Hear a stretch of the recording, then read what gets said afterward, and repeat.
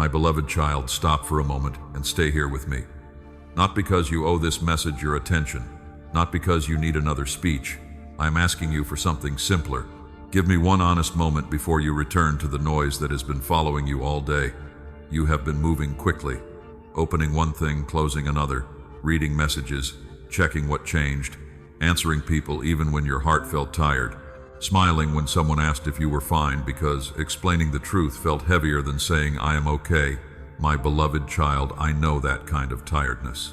It is the kind that does not disappear just because the room becomes quiet. It follows you into the evening. It sits beside you when the screen goes dark. So stay here.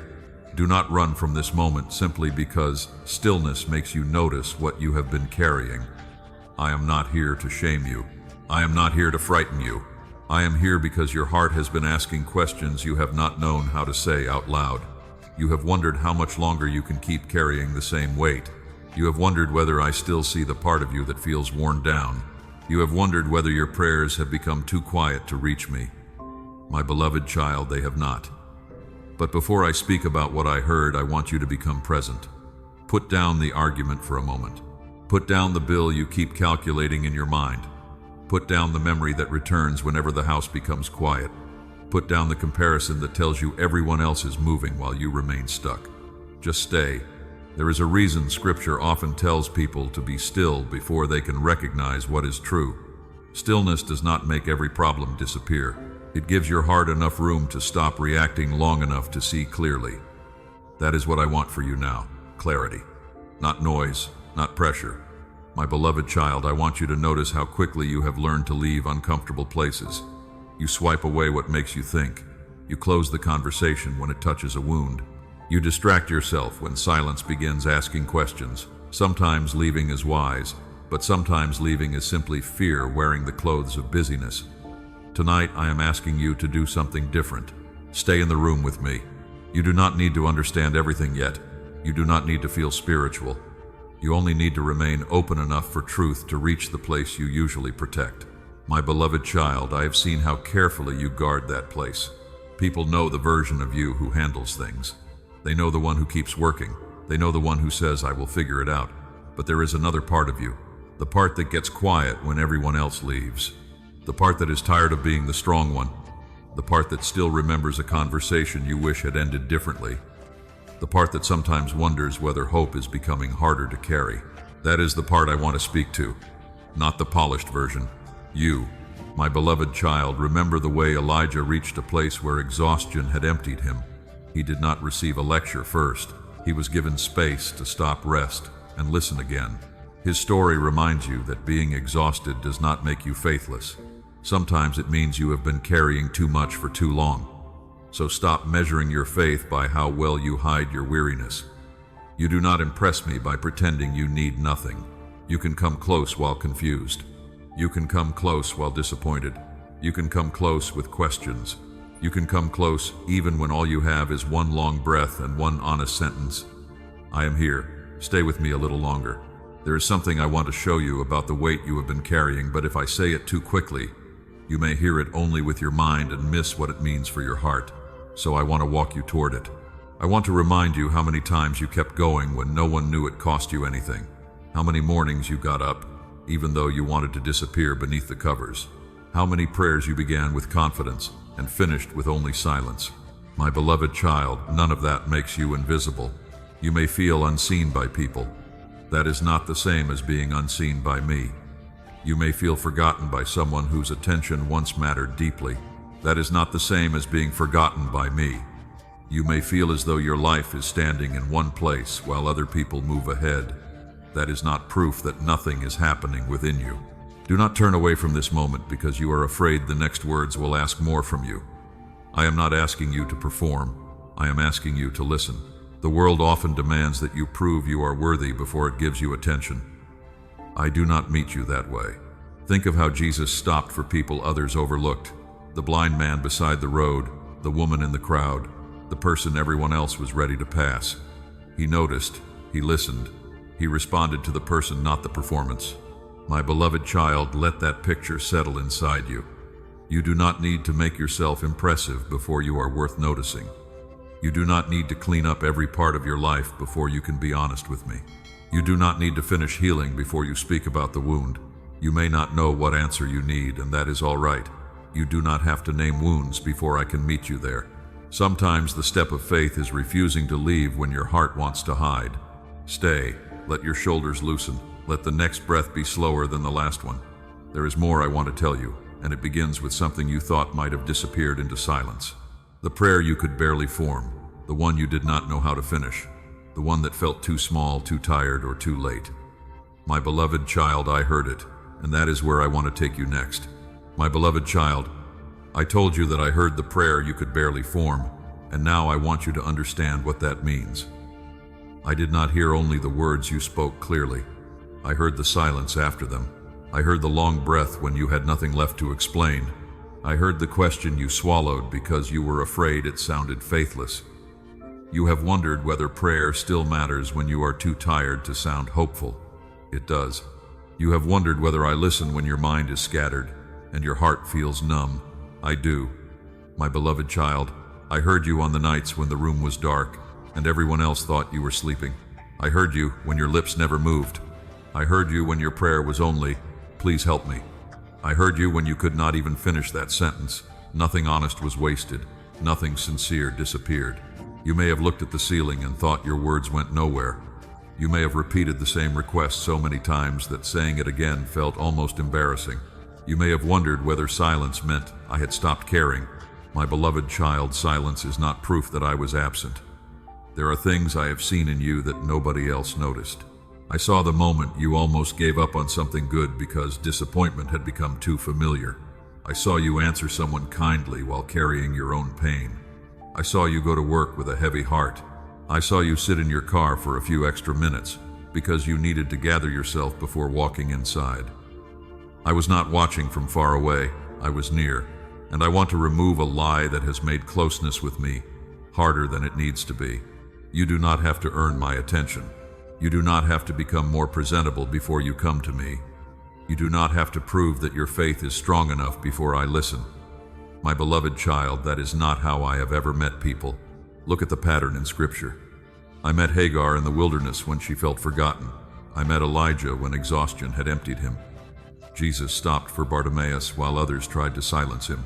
Again and again, grace moved toward people in the middle of need, not after they had made themselves impressive. Let that settle inside you. I am not waiting for a polished version of you. I am not standing at a distance saying, "Come back when you have more faith." Come now. Come confused. Come disappointed. Come with tears you do not understand. Come with anger you are afraid to admit. Come with one sentence. Come with no sentence at all. My beloved child, honesty is enough to begin. You have sometimes treated prayer like a performance review. You ask whether you prayed long enough, believed strongly enough, felt enough emotion, or used the right words. Then if nothing changes quickly, you assume you failed. Stop carrying that burden. Prayer is not a test of how well you can speak. It is relationship. A child does not need a speech before calling for a father in the dark.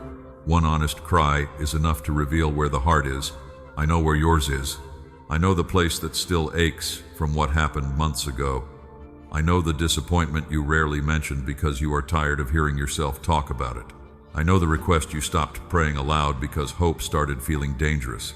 My beloved child, I have not confused your silence with surrender. Sometimes you stopped speaking because you were weary.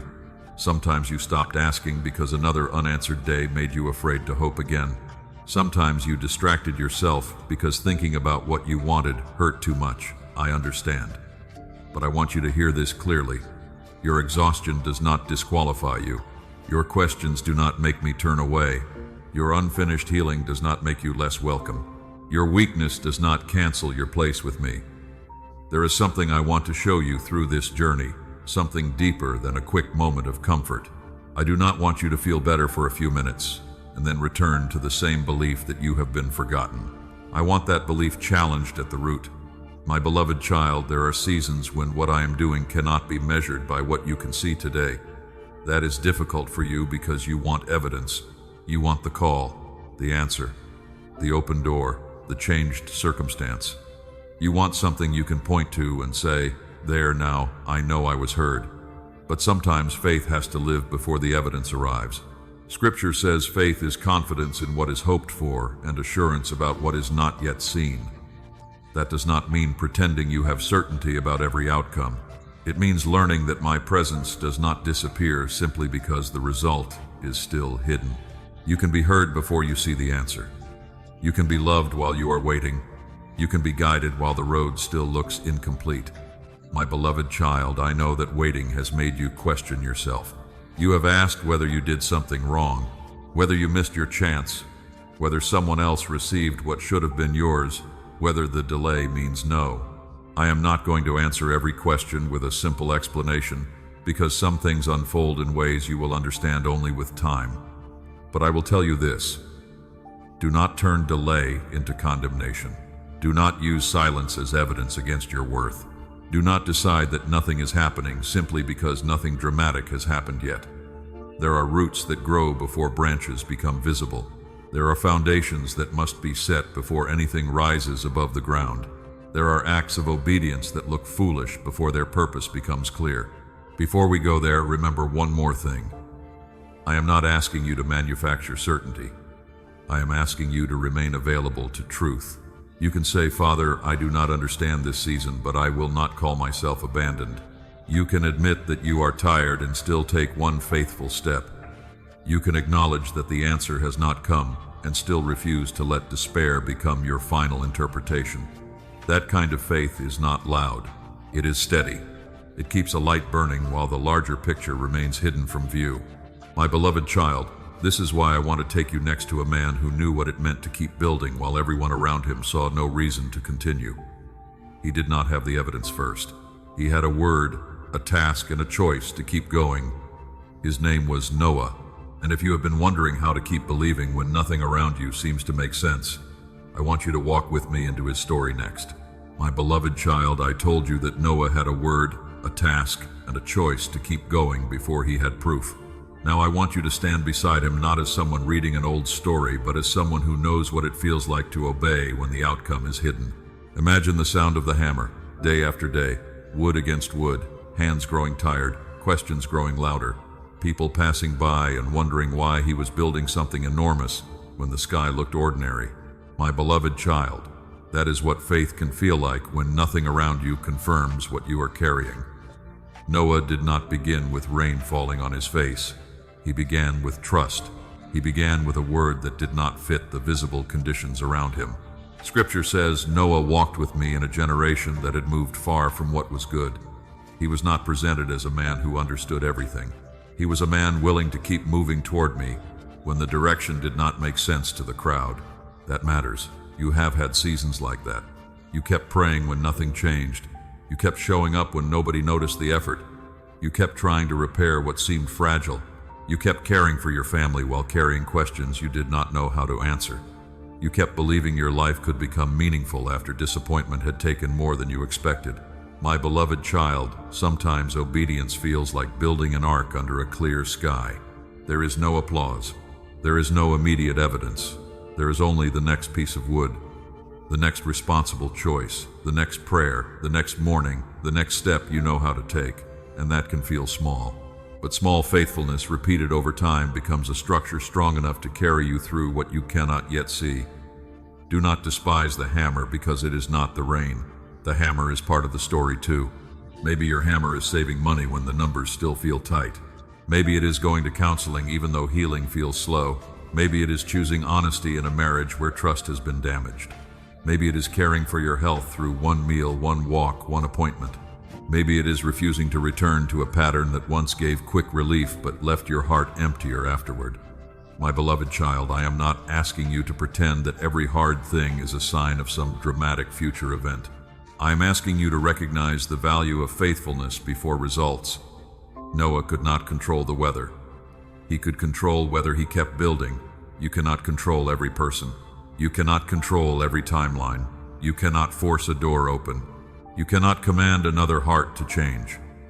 But you can decide what kind of person you will become while you wait. That decision matters deeply. There are parts of you being formed in repetition. Patience grows when you keep choosing what is right before it feels rewarding. Courage grows when you continue, even after someone laughs. Discernment grows when you learn not to chase every voice around you. Humility grows when you accept that you do not need to know the entire plan before taking the next faithful step. My beloved child, some people will not understand what you are building. They may tell you to move on. They may ask why you still care. They may say you are wasting time because they only respect what produces visible results quickly. Listen carefully to wise counsel, but do not let mockery become guidance. There is a difference. A person can question you because they love you. Another can question you because your commitment makes them uncomfortable. You must learn to know the fruit of each voice. Noah lived surrounded by people who treated tomorrow as though it had to look exactly like today. That is one danger of familiarity. When nothing has changed for a long time, you begin to believe nothing ever will. You wake up to the same room, you see the same numbers, you carry the same unanswered question. After enough repetition, disappointment starts pretending to be prophecy. It says, "This is how it will always be." My beloved child, do not give disappointment that authority. The fact that you have not seen change yet is not proof that change is impossible. At the same time, I do not want you living in fantasy. Faith does not mean ignoring reality. Noah did not sit under a tree imagining an ark. He built one. Trust moved his hands. That is the kind of faith I want to teach you. If you are praying for work, prepare your skills. If you are praying for financial stability, practice wiser stewardship. If you are praying for restoration in a relationship, become honest about the patterns that need to change. If you are praying for strength, care for your body, and ask for support when you need it.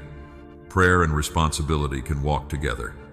My beloved child, your waiting season is not meant to make you passive. Keep building what is yours to build. And when you become tired, rest without abandoning the work. A builder sometimes puts the hammer down at night. That does not mean the ark has been forgotten. It means the hands need strength for tomorrow. Learn that rhythm. Work, rest, pray, listen, continue. Do not confuse exhaustion with devotion. I can teach you endurance without asking you to destroy yourself. There may also be days when you question the whole thing. Noah was human. The story does not require you to imagine that every day felt easy. Your faith can contain questions and still remain faith. You can say, "Father, I do not understand why this is taking so long," and still choose the next honest step. You can admit that you are discouraged without letting discouragement make the final decision. My beloved child, that is often what perseverance looks like daily. Not constant confidence, continued return. You return to truth after fear. You return to responsibility after frustration. You return to prayer after silence. You return to the work after rest, and slowly something is built. Maybe no one else sees it yet, but you are becoming steadier, more patient, less easily carried by every opinion, more willing to trust what has been tested through truth, wisdom, and good fruit.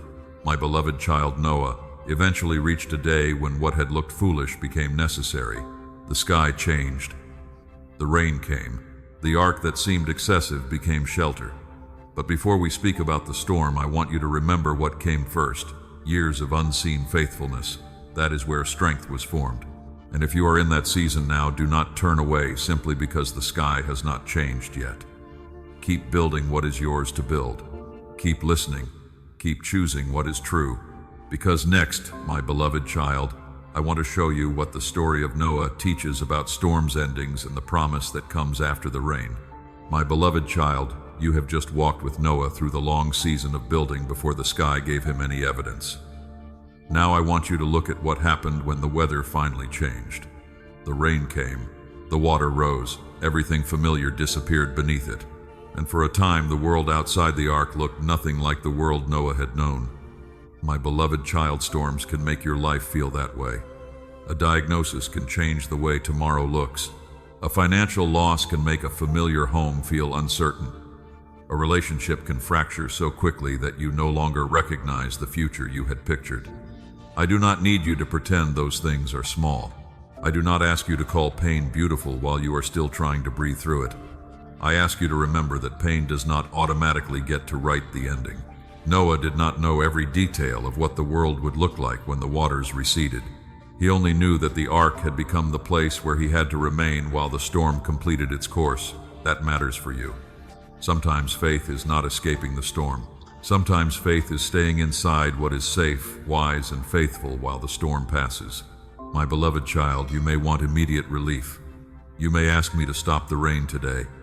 You may wonder why the water is still high when you have already prayed, already waited, already tried to do what is right. I understand the weariness inside that question. But do not confuse a long storm with an endless one. Scripture tells us that after the waters began to recede, Noah still had to wait before stepping out.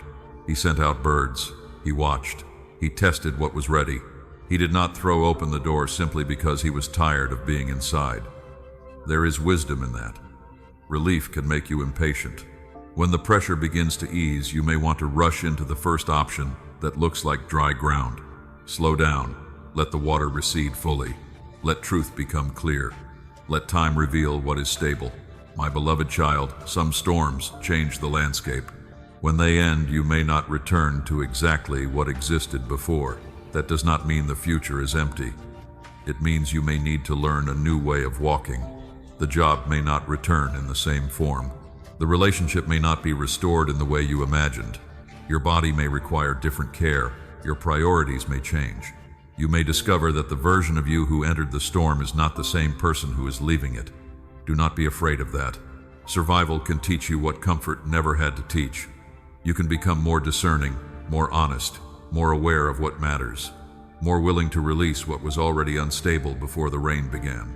My beloved child, after Noah stepped onto dry ground, the story did not end with fear of the next cloud. There was a covenant. There was a sign placed in the sky. The rainbow became a reminder that the storm was not the only thing worth remembering. The sky that had carried rain also carried a promise. I want you to hold that image carefully, not as a guarantee that nothing painful will ever happen again, not as a promise that every circumstance will resolve exactly the way you want, but as a reminder that suffering does not erase. My presence in difficulty does not cancel the possibility of a future shaped by faith, wisdom, and hope. My beloved child, you may be staring only at the rain right now. You see the bills, the silence, the test results, the unanswered message, the empty chair, the plan that did not work. You see what has been lost, and because that is what is closest to your eyes, you assume it is all there is. It is not all there is. There is still your next breath. There is still wisdom available for the next decision. There are still people who may be able to stand beside you. There is still help you can ask for. There is still a morning you have not lived yet. There is still room for a new chapter, even if you cannot describe it today. My beloved child, hope is not pretending you know the ending. Hope is refusing to let the darkest part of the chapter become the only possible interpretation. You can say, I do not know what happens next, but I will not call this the end. You can say, I am afraid, but fear will not make every decision for me. You can say, I am grieving, but grief will not become my identity. You can say, I am waiting, but waiting will not become proof that I have been forgotten. That kind of hope has roots. It can survive cloudy days. My beloved child, I also want you to notice something about Noah after the flood. He built an altar before he built a new life. Before the rebuilding, there was remembrance. Before the next chapter, there was gratitude. When you come through a difficult season, do not rush so quickly into the next goal that you forget to notice what carried you. Remember the person who called. Remember the strength you found, one day at a time. Remember the wisdom you learned. Remember the boundary you finally kept. Remember the night you thought you could not continue, and yet morning still found you here. Gratitude does not erase what hurt. It helps you see that pain was not the only thing present. My beloved child, storms can narrow your vision. They make you stare at survival. That is understandable. But when the clouds begin to move, lift your eyes again. Look for what remains. Look for what has grown. Look for what needs rebuilding. Look for what no longer belongs in the new season. And do not punish yourself if you are not ready to celebrate quickly. After a storm, even peace can feel unfamiliar. Give your heart time. You do not need to force joy. You only need to remain open to the possibility that the chapter ahead can contain more than the chapter behind. My beloved child, this is why I do not want you to call the storm the ending. The rain may be real, the loss may be real, the uncertainty may be real, but so is the possibility of wisdom after confusion, steadiness after fear, and new faith after disappointment. Stay close to what is true today. Take the next responsible step. Let the waters recede at their own pace. And when you begin to see dry ground again, step carefully, gratefully, and without pretending you were never afraid. Because there is another lie I want to remove from your heart next. When a storm lasts longer than you hoped, you begin to wonder whether you are being punished. My beloved child, next I want to show you why waiting should not automatically be interpreted that way. My beloved child, in the last part, I asked you not to call the storm the ending. Now I want to go one step deeper, because when the storm lasts longer than you expected, another thought often enters quietly. Maybe this is punishment. Maybe I did something wrong. Maybe I missed my chance. Maybe everyone else moved forward because they were more worthy than I was. My beloved child, do not rush to that conclusion. Waiting can hurt without being punishment. Delay can confuse you without becoming a verdict on your worth. A closed door can disappoint you without meaning that I have rejected you. There are seasons when you look around and see other people receiving what you have prayed for. Someone announces a pregnancy. Someone gets the job. Someone reconciles with the person they love. Someone finally receives the answer you have been waiting to hear, and you smile for them. Then later, when the room is quiet, you ask, "What about me?" I know that question. I know the ache underneath it. I know how quickly disappointment can turn inward until you begin treating yourself like the problem. My beloved child, I do not want you living under that accusation. Let me tell you about a woman I will call Rebecca. She lived outside Nashville and worked at a dental office. For years, she and her husband hoped to become parents. Month after month, they waited. Appointments filled their calendar. Conversations about treatment became familiar. Baby showers became complicated places where joy for someone else could sit beside private grief. Rebecca became skilled at smiling.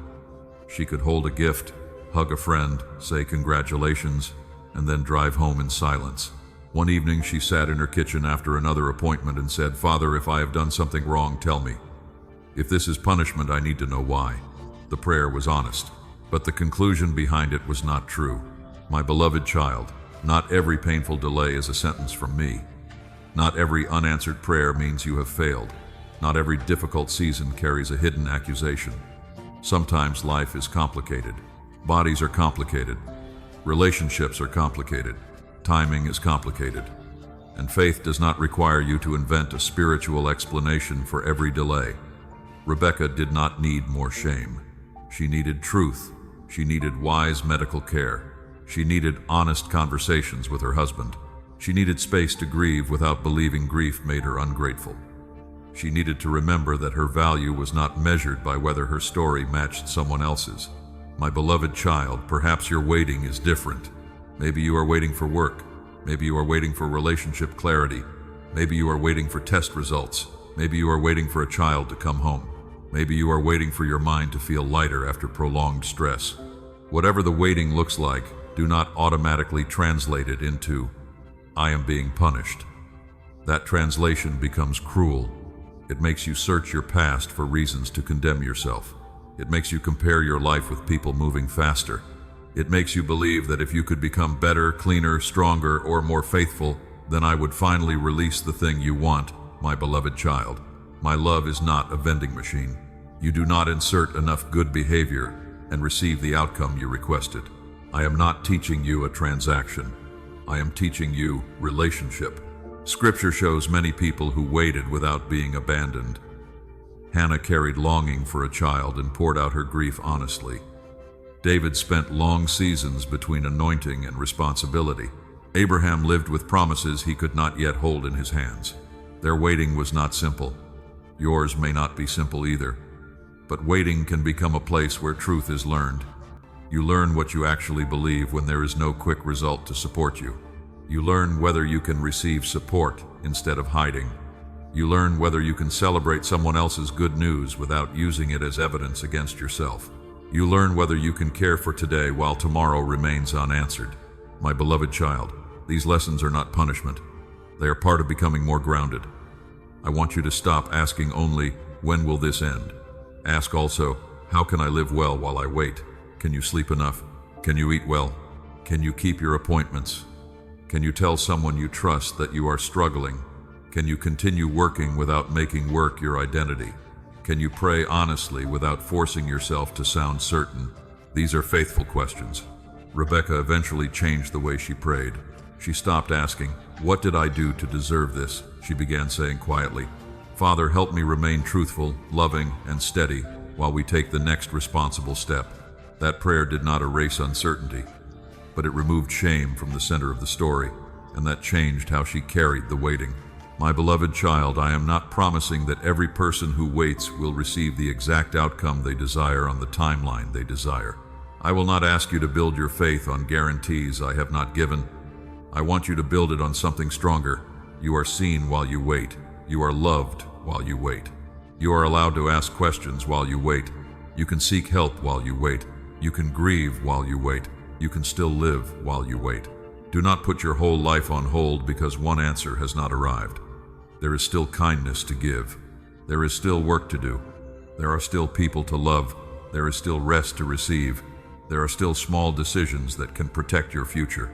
My beloved child, one enemy trick is to make delay feel personal in the cruelest way. He wants you to hear, "You are behind. You missed your window. You are being punished. Everyone else is moving except you." But accusation is not the voice I want shaping your heart. I correct with truth. I guide with wisdom. I invite you toward responsibility. I do not crush you with comparison. So when that old thought returns, answer it calmly. I am waiting, but I am not worthless. I do not understand, but I am not abandoned. I am disappointed, but I am not disqualified. My beloved child, hold those truths close, because once you stop calling waiting punishment, you become able to notice something you could not see while shame was filling the room. Silence is not empty. There may be work happening that does not yet have a visible shape. There may be strength forming in you. There may be relationships becoming clearer. There may be doors closing that protect you from what you were too tired to question. There may be one small next step becoming obvious while the larger answer remains hidden. That is where I want to take you next. I want to show you how something meaningful can still be happening in silence, even when nothing dramatic has appeared yet. My beloved child, now that you are beginning to understand that waiting is not automatically punishment, I want you to look at silence differently. You have spent too many nights interpreting quietness as absence. You have watched days pass without the answer you wanted, and because nothing dramatic changed, you assumed nothing was happening. But silence is not always empty. There are things that grow without noise. Roots deepen underground before branches stretch toward the light. A wound can begin closing before the skin looks different. A person can become stronger inside before anyone around them notices. My beloved child, your life can be like that. You may not see a dramatic sign. You may not receive the call today. You may not wake up tomorrow with every question answered. But that does not mean every faithful step is disappearing into nothing. Remember Noah again. Before the rain came, there were years of ordinary work. Wood had to be measured. Pieces had to be joined. Hands became tired. Days passed. People laughed. Yet every quiet act of obedience became part of something Noah could not yet fully see. The ark did not appear in one moment. It was built piece by piece. That is how some parts of your life are formed too. You keep a boundary that used to collapse. You save a little money instead of spending from panic. You make the appointment you have postponed. You apologize sooner. You go to bed instead of staying awake, feeding fear. You pray, even when the prayer feels simple. These things may not look like breakthrough. They may be preparation. My beloved child, I do not want you chasing dramatic evidence so desperately that you miss the quiet work already taking place. Sometimes growth looks like losing your appetite for what once kept you trapped. Sometimes healing begins when you stop checking the same message. Sometimes wisdom appears when you finally admit that a pattern is not changing. Sometimes restoration begins with one conversation, one honest decision, one person asking for help. Do not underestimate what can begin quietly. Scripture often shows me working before people understand what I am doing. Ruth could not see the future while gathering grain in a field. The disciples could not see what one small lunch would become when it was placed in Jesus' hands. My beloved child, hidden does not mean meaningless, and small does not mean useless. You have a habit of looking for the finished picture while I am asking you to notice the next piece. You want to know whether the relationship will be restored. I may be asking you to become honest about what must change first. You want financial relief. I may be asking you to look carefully at one spending pattern, one debt, one decision. You want peace. I may be asking you to stop feeding your mind the same fear every night. You want direction. I may be asking you to finish the responsibility already sitting in front of you. This is not me avoiding your bigger questions. This is how many bigger answers are approached. My beloved child, I want you to become faithful without requiring constant emotional confirmation. There will be days when prayer feels warm and close. There will be other days when prayer feels like words spoken into a quiet room. Stay honest in both. I am not measured by your emotional intensity.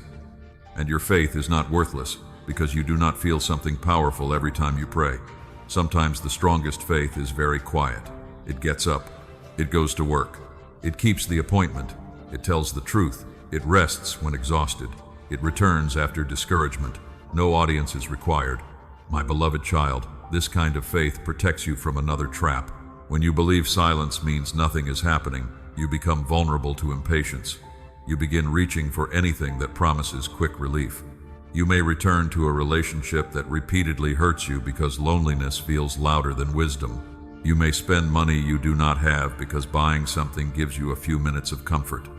You may accept advice from someone who speaks confidently but does not know your whole story. You may make a permanent decision simply because you want a temporary feeling to stop. Slow down. Silence can be uncomfortable without being dangerous. Give truth time to become clear. Give wise counsel time to settle. Give your body time to calm before you make a decision. My beloved child, I am not asking you to become passive. There is still action that belongs to you. If you need medical care, seek it. If you need professional support, ask for it. If work must be done, do it. If a conversation is necessary, prepare for it honestly. If something is unsafe, take responsible steps to protect yourself. Faith does not replace wisdom. Faith helps you practice wisdom without believing that every outcome depends entirely on your control. There is peace in knowing the difference. You can plant without forcing growth. You can prepare without predicting everything. You can pray without pretending certainty. You can hope without demanding a deadline. My beloved child, sometimes this is what I am building in silence. Not the exact future you imagine, but a steadier person who can meet the future with wisdom. That matters more than you realize. An answer received too quickly can become another thing you are not ready to carry. A door opened before you learn boundaries can lead you back into the same confusion. An opportunity received before you learn humility can become pressure instead of blessing. So while you wait, let preparation have value. Let your habits become stronger. Let your discernment become clearer. Let your heart become less dependent on immediate reassurance. Let your faith become rooted enough to survive ordinary days. My beloved child, you do not need to invent signs in order to believe I am near. You do not need to call every coincidence a message. You do not need to force meaning onto every delay. Stay grounded. Look at what is true. Look at what is changing. Look at the small responsibilities that are becoming clearer. Look at the people who are showing up consistently. Look at the strength you have today that you did not have before. That is enough to notice. And when nothing obvious appears, you can still say, Father, I will keep taking the next faithful step. Not because I know exactly what happens next, because I do not want fear to choose for me. My beloved child, silence can become a workshop instead of a waiting room. But there is one voice that does not want you to understand that. It becomes loud precisely when the answer is slow. It tells you that silence means you were forgotten. It tells you that everyone else is moving while you are standing still. It tells you that you missed your window and should stop hoping. My beloved child, that voice needs to be examined carefully. Because next I want to teach you how to recognize discouragement before it begins speaking as though it were truth. My beloved child, in the last part, I asked you to believe that silence can still hold movement. Now I want to help you recognize the voice that tries to destroy that belief. Discouragement rarely arrives, shouting. It usually sounds reasonable. It says, you have waited long enough. It says, nothing is changing. It says, everyone else is moving forward while you are standing still. It says, maybe you missed your moment. My beloved child, be careful with thoughts that speak as though one difficult season can define your whole life. You are tired, and tired minds can make temporary pain sound permanent. You are disappointed, and disappointment can make one closed door feel like proof that every door will stay closed. You are lonely, and loneliness can whisper that nobody will ever understand you. But a feeling can be real without becoming a prophecy. That is an important difference. There are moments when discouragement becomes strongest at the edges of the day, late at night, early in the morning, when the house is quiet, when the phone is in your hand and you see another person announcing something you hoped would happen for you. That is when comparison becomes dangerous. You see someone celebrating a marriage, someone receives the promotion, someone posts pictures from a new home. Someone appears to be living the chapter you thought you would have reached by now. Then discouragement begins doing its quiet work. Why not you? What did you do wrong? How much longer? My beloved child, do not let another person's visible moment become a weapon against your hidden season. You do not know their whole story, and they do not know yours. Comparison takes one frame from someone else's life and places it beside your most uncertain moment. That is not wisdom. It is distortion. Scripture tells you that I do not deal with my children according to accusation and fear. The voice of truth may correct you, but correction has direction.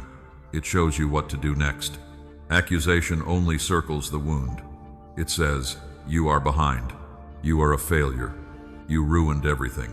You should be ashamed. My beloved child, that is not how I lead you. When I correct, I call you toward honesty. When I guide, I give you something faithful to do.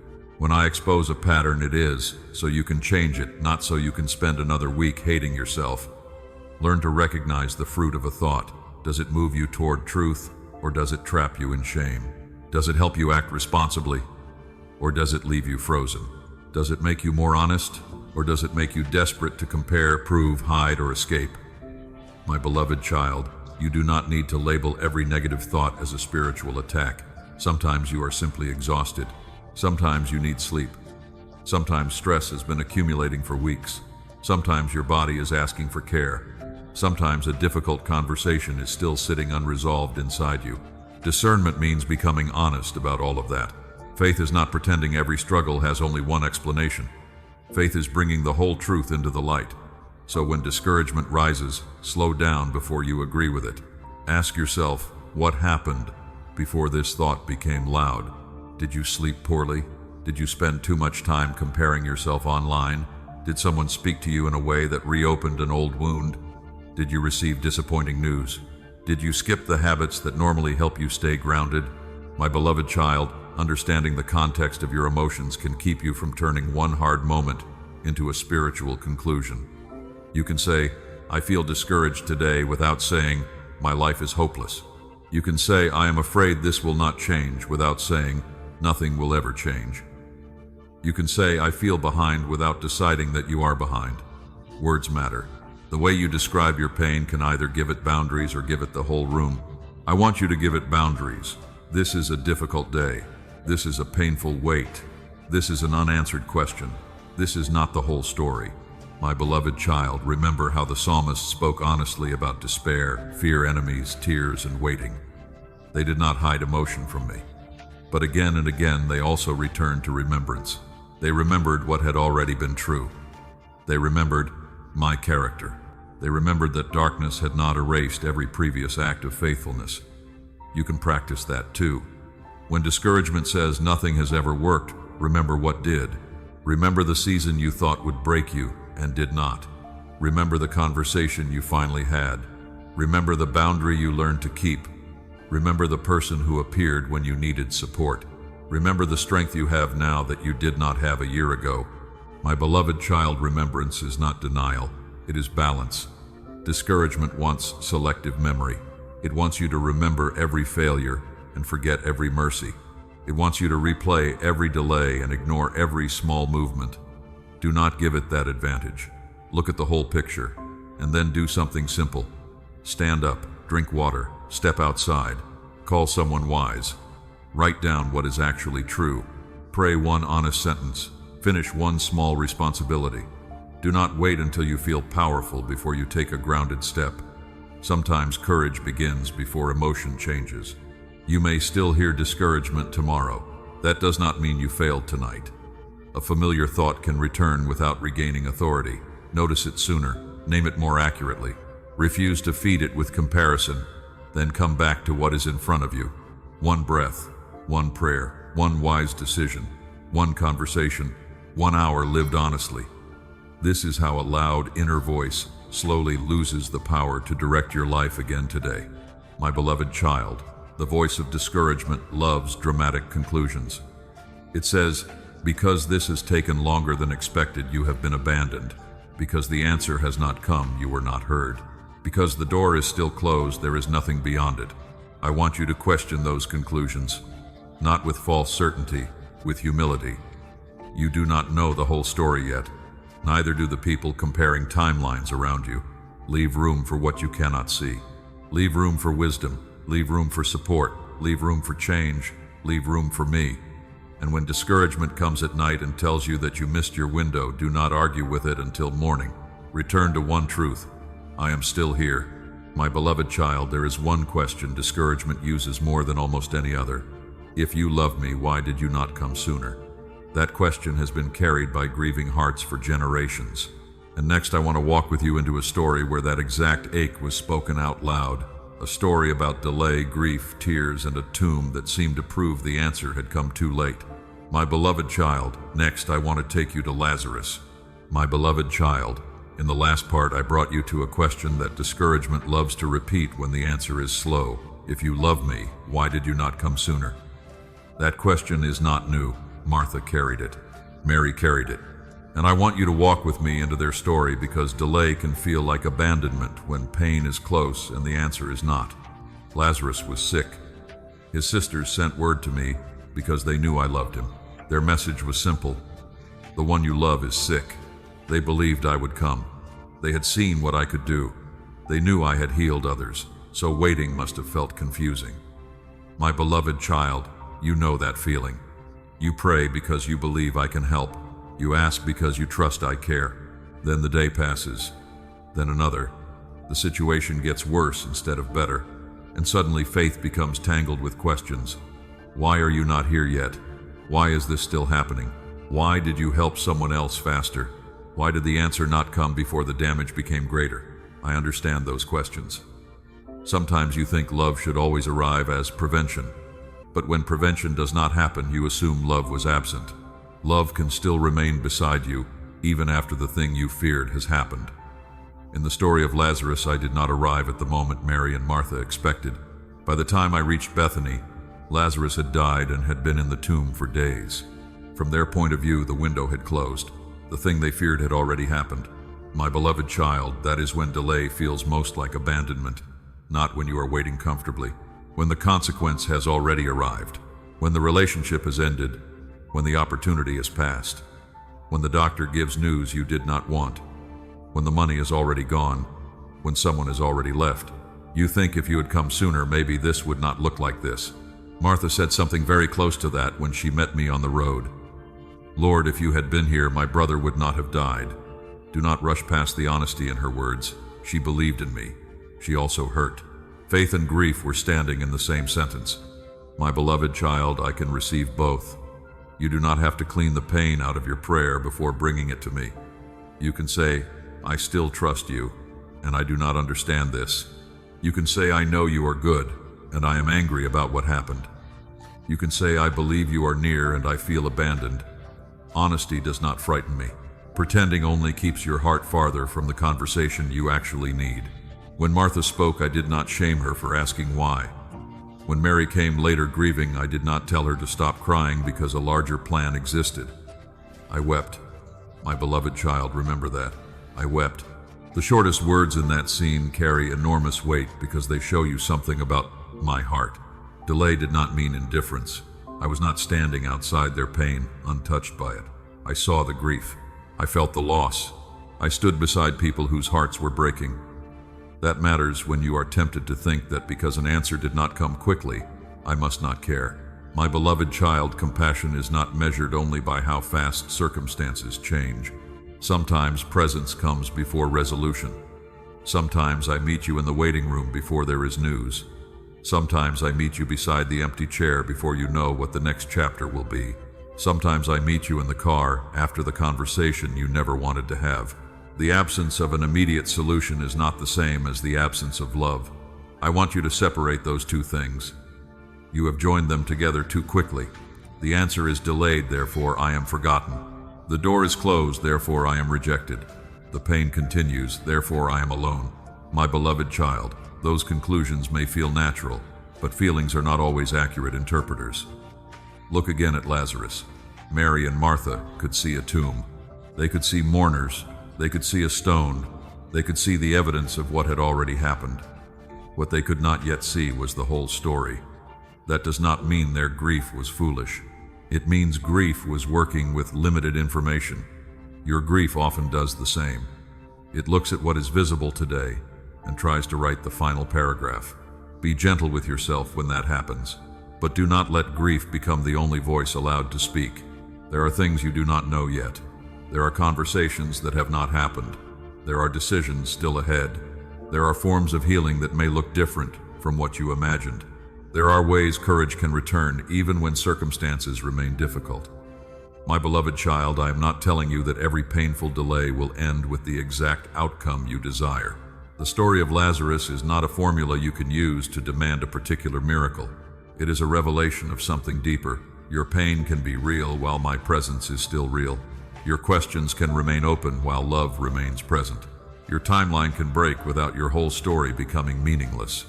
That is the truth I want you to carry. Do not use delay as proof that I stopped listening. Do not use grief as proof that you failed. Do not use one closed chapter as proof that no chapter remains. And when you are in pain, let people stand with you. Let wise friends call. Let family help where they can. Seek medical care when your body needs it. Seek professional support when the weight becomes too heavy to carry alone. Faith does not require isolation. Mary and Martha grieved among people. My beloved child, you were never meant to survive every hard season without human hands beside you. Now stay with me at the edge of this tomb. Do not rush past it. Feel what the stone represents, something sealed, something you loved, something that appears beyond your reach.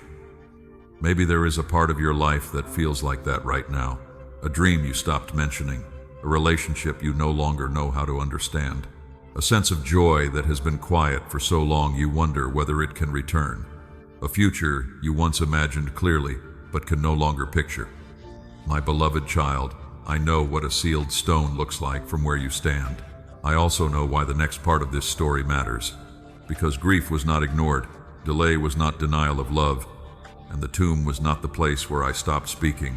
So stay near. In the next part, I want to show you how to bring what feels dead back into hope without pretending you already know exactly how the story must end. My beloved child, in the last part I asked you to stand with me at the edge of the tomb and not rush past what the stone represented. Something sealed, something painful, something you had stopped expecting to change. Now I want to speak to the part of you that has quietly decided some things are too far gone for hope. Stay with me. Lazarus was still behind the stone. Mary and Martha could see what had been lost. The mourners could see it. The grave clothes were real. The grief was real. Nothing about the scene looked unfinished, and yet I was still speaking. My beloved child, that is what I want you to notice. A situation can look final without giving you permission to become hopeless. You may not know what will change.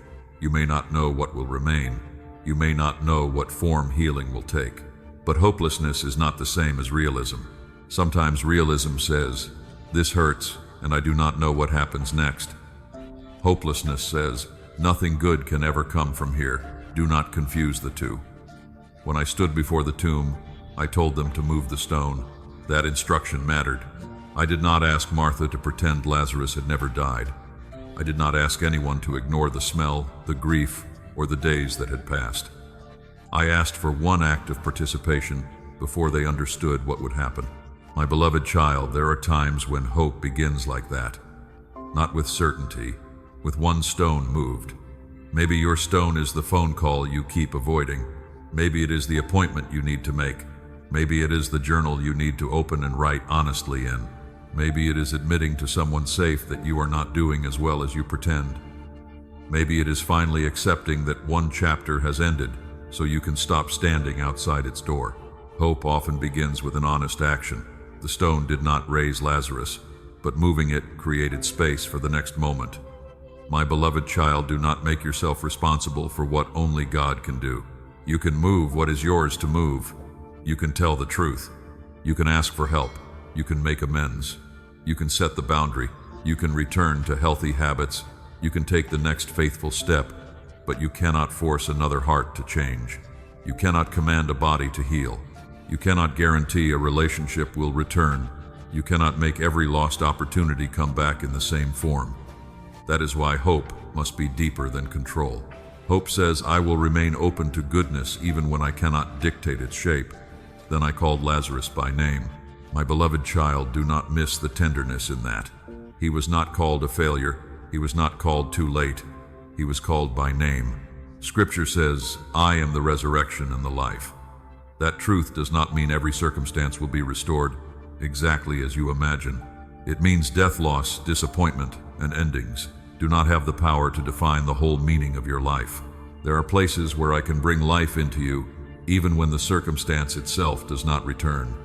Joy can return after grief. Trust can return after betrayal. Purpose can return after a plan collapses. Courage can return after fear has ruled for a long time. A future can become imaginable again after the future you wanted is gone. My beloved child, this is resurrection hope too. It is not denial. It is not pretending. It is life appearing where you had expected only emptiness. When Lazarus came out, he was still wrapped in grave clothes. I want you to remember that detail. He was alive before everything that looked like death had been removed from him. Sometimes your life will look similar. You may begin healing while old fears still cling to you. You may start trusting again while certain memories still hurt. You may return to work while confidence is still rebuilding. You may laugh again and then cry the next day. Do not call that failure. Life can return before every grave cloth is gone. My beloved child, give yourself time to unwrap what no longer belongs. Let trusted people help. Let wise counsel help. Let prayer help. Let rest help. Let medical care help when your body needs it. Let professional support help when the weight is too heavy to carry alone. Lazarus did not walk out into isolation. People were there. There is no shame in needing hands beside you while you learn how to move again. And if something in your life feels buried right now, I want you to speak about it honestly, not as a demand, as a prayer. Father, I thought this part of me was gone. Father, I do not know whether this relationship can be repaired. Father, I do not know what the diagnosis will mean. Father, I do not know whether this dream still belongs in my future. Father, help me remain open to life. That prayer leaves room for truth and hope together. My beloved child, I will not ask you to promise yourself an outcome you cannot know. I will ask you not to close your heart before the story is finished. You do not have to stand outside every tomb forever. Some things need to be grieved and released. Some things may be restored in a different form. Some things may teach you how to build a new life rather than recover the old one. But none of those paths require hopelessness. The stone in front of you is not always an instruction to keep waiting for the past to return. Sometimes it is an invitation to listen for what life is calling forward now. My beloved child, there may be a name inside you that you have stopped using. Hopeful, creative, tender, courageous, joyful, trusting. You may think disappointment buried that person. Perhaps what needs to come forth is not the old circumstance. Perhaps it is you, the version of you who can breathe again, the version of you who can make plans again, the version of you who can love without assuming every ending will repeat itself, the version of you who can step into sunlight without apologizing for surviving the dark. My beloved child, bring what feels dead back into the presence of hope. Do not force it, do not perform it, do not pretend. Simply stop declaring the story finished when you do not yet know what can still grow from it. And remember this: not every restoration arrives in one dramatic moment. Sometimes the stone moves and life rushes forward.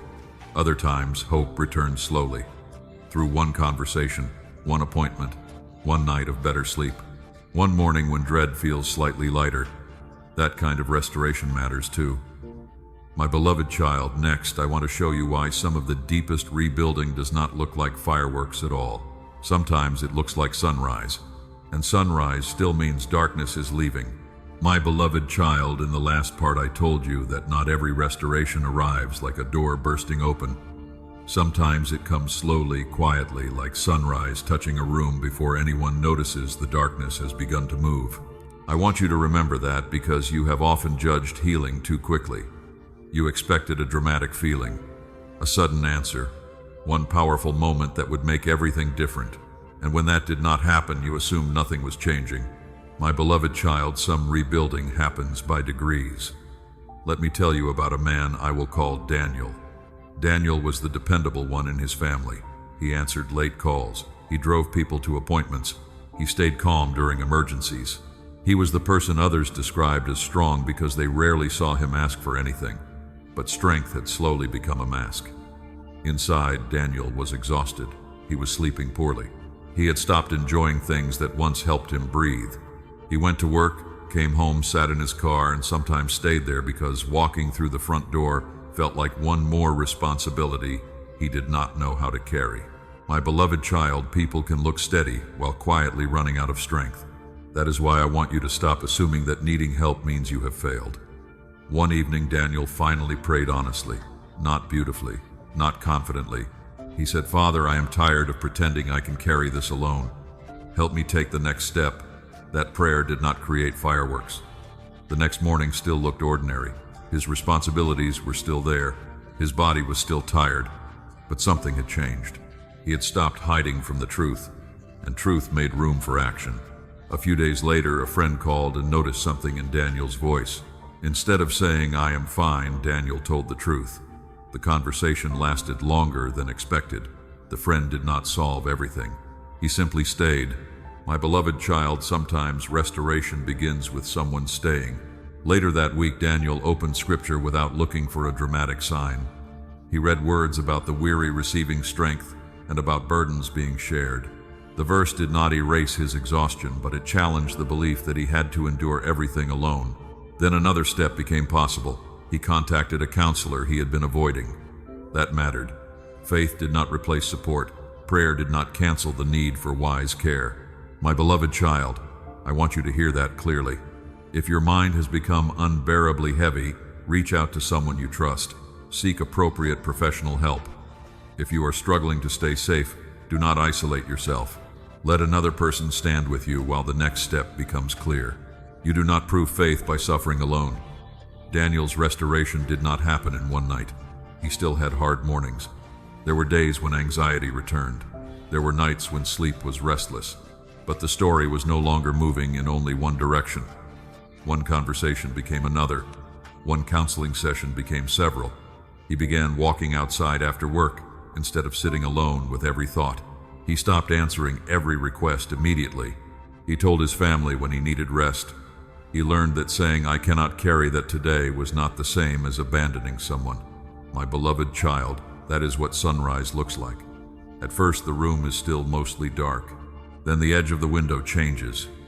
You cannot point to 1 second and say, "There, night ended." But slowly what was hidden becomes visible. Slowly you can see where the furniture is. Slowly you can move without stumbling. And eventually you realize the darkness is no longer in control of the room. Restoration can be like that. You may notice that you laughed once this week without forcing it. You may realize you slept better for one night. You may answer a difficult message without panic. You may walk into a place that used to frighten you and notice your body is calmer. You may go several hours without thinking about the person who hurt you. Do not dismiss these changes because they are small. Small movement is still movement. My beloved child, Scripture often uses dawn as a picture of hope because dawn does not argue with darkness, it simply arrives. The psalmist speaks of weeping, staying through the night, and joy coming with morning. That does not mean every pain disappears by sunrise. It reminds you that one night does not own every morning that follows. You are allowed to believe that. You are allowed to let hope return slowly. You do not have to force yourself to feel healed. You do not have to announce progress before you trust it. Let restoration be honest. Maybe today you can only take one step. Take it. Maybe today you need to rest. Rest. Maybe today you need to make an appointment. Make it. Maybe today you need to tell someone I am not okay. Tell them. My beloved child, courage does not always look impressive. Sometimes courage is allowing another person to help you. Sometimes courage is leaving the room before your anger causes damage. Sometimes courage is deleting one thing that keeps reopening a wound.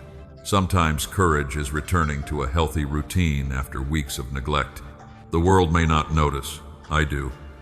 And over time, those small acts can begin forming a life that feels inhabitable again. Daniel did not wake up one morning as a completely different man. He became more honest, more rested, more willing to receive help, more careful with his limits. Hope stopped feeling like a speech and started feeling like something he could practice. That is the kind of restoration I want you to recognize. Not only the stories with dramatic endings, notice the quiet ones, the person who begins sleeping again, the family that learns to speak more honestly, the woman who finally asks for support, the man who learns that strength includes rest, the heart that no longer reacts to every memory as though the wound happened yesterday. My beloved child, these stories matter because they keep you from believing that if change is not immediate, change is not real. You may be in the first light right now. Do not insult the dawn because it is not noon. Let the light increase at the pace truth, wisdom, care, and time allow. Keep participating in what is healthy. Keep praying honestly. Keep receiving support. Keep doing what belongs to you. And do not force yourself to know the whole outcome. There is another reason gradual restoration matters. When change comes slowly, you begin noticing the small connections you once ignored. A conversation, a verse, an appointment, a boundary, a night of sleep, a person showing up at the right moment. Individually, they may look ordinary. Together, they can begin forming a pattern. My beloved child, next I want to show you how to recognize those threads without turning every coincidence into a sign, and how to trust what may be forming before you can see the whole picture with your own eyes yet. My beloved child, in the last part I told you that small things can begin forming a pattern before you understand what the pattern means. A conversation, a verse, an appointment, a boundary, a night of rest, one honest decision. None of them looks dramatic alone, yet together they can begin changing the direction of a life. That is what I want you to notice now. You are often looking for the whole picture, while you are still holding only a few threads. And because the picture is incomplete, you assume nothing is being woven. My beloved child, do not rush to that conclusion. There are moments when one wise choice prepares you for another. A person calls at the right time. A door you were forcing closes, and only later do you understand why that closure gave you room to breathe. You seek help reluctantly, and that one decision connects you with support you did not know was available. These moments can matter without needing to become superstition. I do not want you turning every coincidence into a prophecy. I want you awake enough to notice fruit. Does this conversation lead you toward truth? Does this opportunity strengthen responsibility? Does this person bring honesty, peace, and judgment into your life? Does this next step help you become healthier, wiser, and more grounded? My beloved child, those questions matter more than chasing signs. Remember Joseph. When he was young, he could not have understood how betrayal, slavery, responsibility, prison, and later leadership would connect. From the middle, the story looked fragmented. One chapter did not explain the next, but over time, threads became visible. That does not mean every painful event was good. It means pain did not prevent wisdom, courage, responsibility, and purpose from growing through the story. Hold that distinction carefully. Do not call every loss a blessing. Do not call every betrayal necessary. Do not pretend harm was harmless just because something meaningful eventually grew afterward. Truth does not require you to romanticize pain. My beloved child, what I want you to learn is that one painful chapter does not have enough authority to define every chapter that follows. A closed door can redirect your attention. A difficult season can expose what needs support. A disappointment can reveal where you had placed too much of your identity. A period of silence can teach you which voices you truly trust. The thread is not always the event itself. Sometimes the thread is what you learn to do because of it. You begin speaking more honestly. You stop ignoring your body. You become willing to ask for help. You become more careful about who receives access to your heart. You learn that panic is not the same as guidance. My beloved child, those changes connect. You may not notice them while they are happening because you are too close to the fabric. Think about the back of a tapestry. From behind, threads cross in directions that seem confusing. Some disappear. Colors do not appear organized. If you judge only from the unfinished side, you may think there is no design. But the story is not finished from that angle. Your life can feel like that. You see interruption, delay, loss, one unexpected conversation, one small opportunity, one person leaving, another person arriving. You ask how any of it fits. My beloved child, sometimes the honest answer is, you do not know yet. That answer is not failure. You do not need to invent certainty when certainty has not been given. You can leave some questions open. You can watch. You can pray. You can seek counsel. Let time reveal patterns. Emotion cannot recognize in one night. Patience protects you. Without it, you may attach meaning too quickly. Someone sends one kind message, and you decide they must belong in your future. One opportunity appears, and you assume you must say yes before thinking. One setback happens, and you call the whole direction wrong. Slow down. Threads become clearer with consistency. My beloved child, watch what repeats. Watch who shows up when there is nothing to gain. Watch which habits make your mind clearer instead of more scattered. Watch whether your decisions produce honesty or secrecy. Watch whether your prayers lead you toward responsible action or toward avoiding what you already know needs attention. This is discernment. It is quieter than excitement. It takes longer than impulse wants to wait. Scripture teaches that wisdom is known by its fruit. Let fruit help you interpret the threads. A good thread does not need to make you frantic. It does not need to feed pride. It does not need to make you abandon truth in order to keep it. My beloved child, I know you want reassurance that everything will eventually make perfect sense. I will not promise you that every question will receive explanation in this life. Some losses remain painful. Some relationships end without the conversation you wanted. Some outcomes stay unresolved longer than you would choose. But even there, the story can keep moving. You can become wiser without receiving every answer. You can become peaceful without controlling every outcome. You can become hopeful without knowing the final shape of the picture. That is mature faith even when the outcome remains uncertain today. It trusts enough to keep walking while still admitting what it does not know. My beloved child, return for a moment to Daniel from the last part. His friend mattered, the counselor mattered, the verse mattered, the rest mattered. But none of those things alone was a magical answer.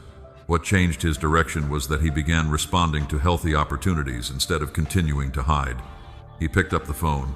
He told the truth. He made the appointment. He kept showing up.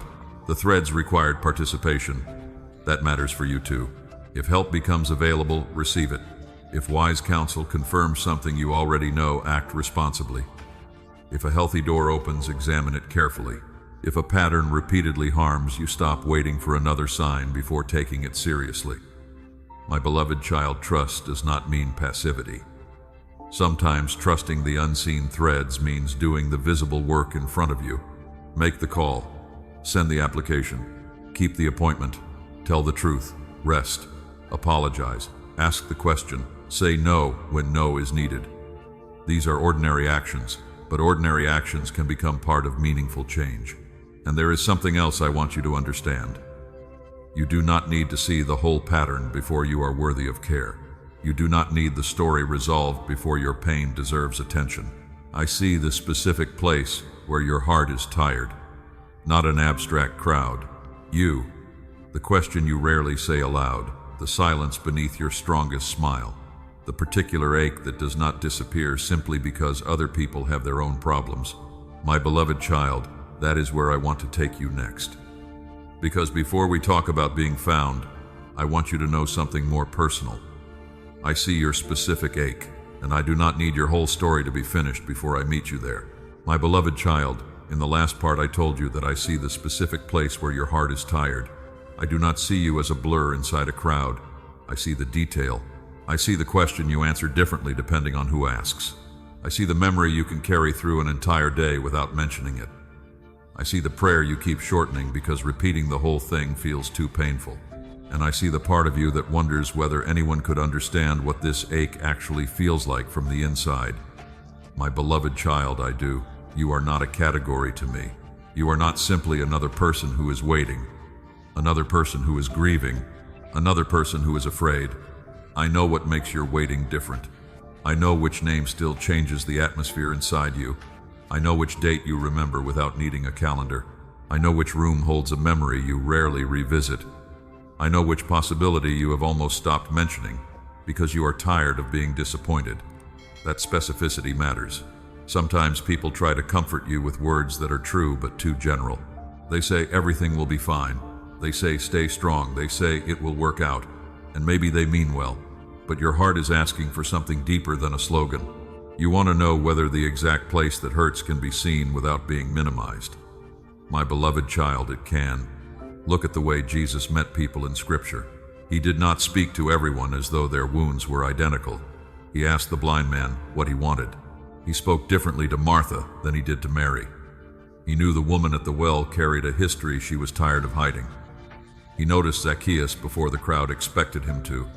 The attention was personal. The truth was personal. The invitation was personal. That is what I want you to understand tonight. Not that every circumstance will suddenly change before morning. Not that every unanswered prayer is about to receive the outcome you want. But that you do not have to disappear inside your own pain. I see you here, now, with this particular ache. My beloved child, maybe your ache is not dramatic enough for other people to understand. Maybe nothing catastrophic happened. Maybe you are simply tired of being overlooked, tired of being the one who initiates, tired of carrying conversations that feel one-sided, tired of being dependable while secretly wondering who would notice if you stopped holding everything together. Small wounds can become heavy when they are carried for a long time. Do not shame yourself because someone else has suffered differently. Pain does not need to win a competition before it deserves care. Maybe your ache is grief. A chair is empty. A voice is missing. A holiday feels different now. You still reach for your phone with the old instinct to call someone who is no longer available. My beloved child, grief can make ordinary moments unexpectedly sharp. I see that too. Maybe your ache is fear. You are waiting for a result, waiting for a decision, waiting for someone to tell you what happens next. Your mind keeps building futures before facts have arrived. You try to prepare for every possibility because uncertainty feels harder than bad news. My beloved child, you do not have to live every possible tomorrow tonight. Come back to what is true now. Breathe. Write down what you know. Ask the questions you need to ask. Let wise people help you carry what has become too heavy. Maybe your ache is shame. You replay something you said, something you did, something you allowed. You imagine that if people knew the whole story, they would think differently about you. My beloved child, shame tells you to hide until you become worthy of being seen. Grace tells you that truth is where healing begins. You may need to apologize. You may need to repair what can be repaired. You may need to accept consequences, but you do not need to make self-hatred your religion. I see the wrong turn and the person who is still capable of choosing differently. Both are true. My beloved child, perhaps this is why these words matter tonight. Not because I secretly arranged every detail of how they reached you, not because you must interpret a screen, a notification, or a particular hour as proof of something supernatural. They matter because you are here and you are willing to listen. Sometimes the important thing is not how a moment arrived, it is what you choose to do with it. So use this moment honestly. Ask yourself what ache you have been avoiding. Not what sounds impressive, not what you think you should say, what actually hurts. Name it. You can whisper it, you can write it, you can simply admit it to yourself before you speak it to anyone else. My beloved child, truth becomes easier to carry when it has a name. Loneliness, disappointment, regret, fear, anger, exhaustion, confusion, grief.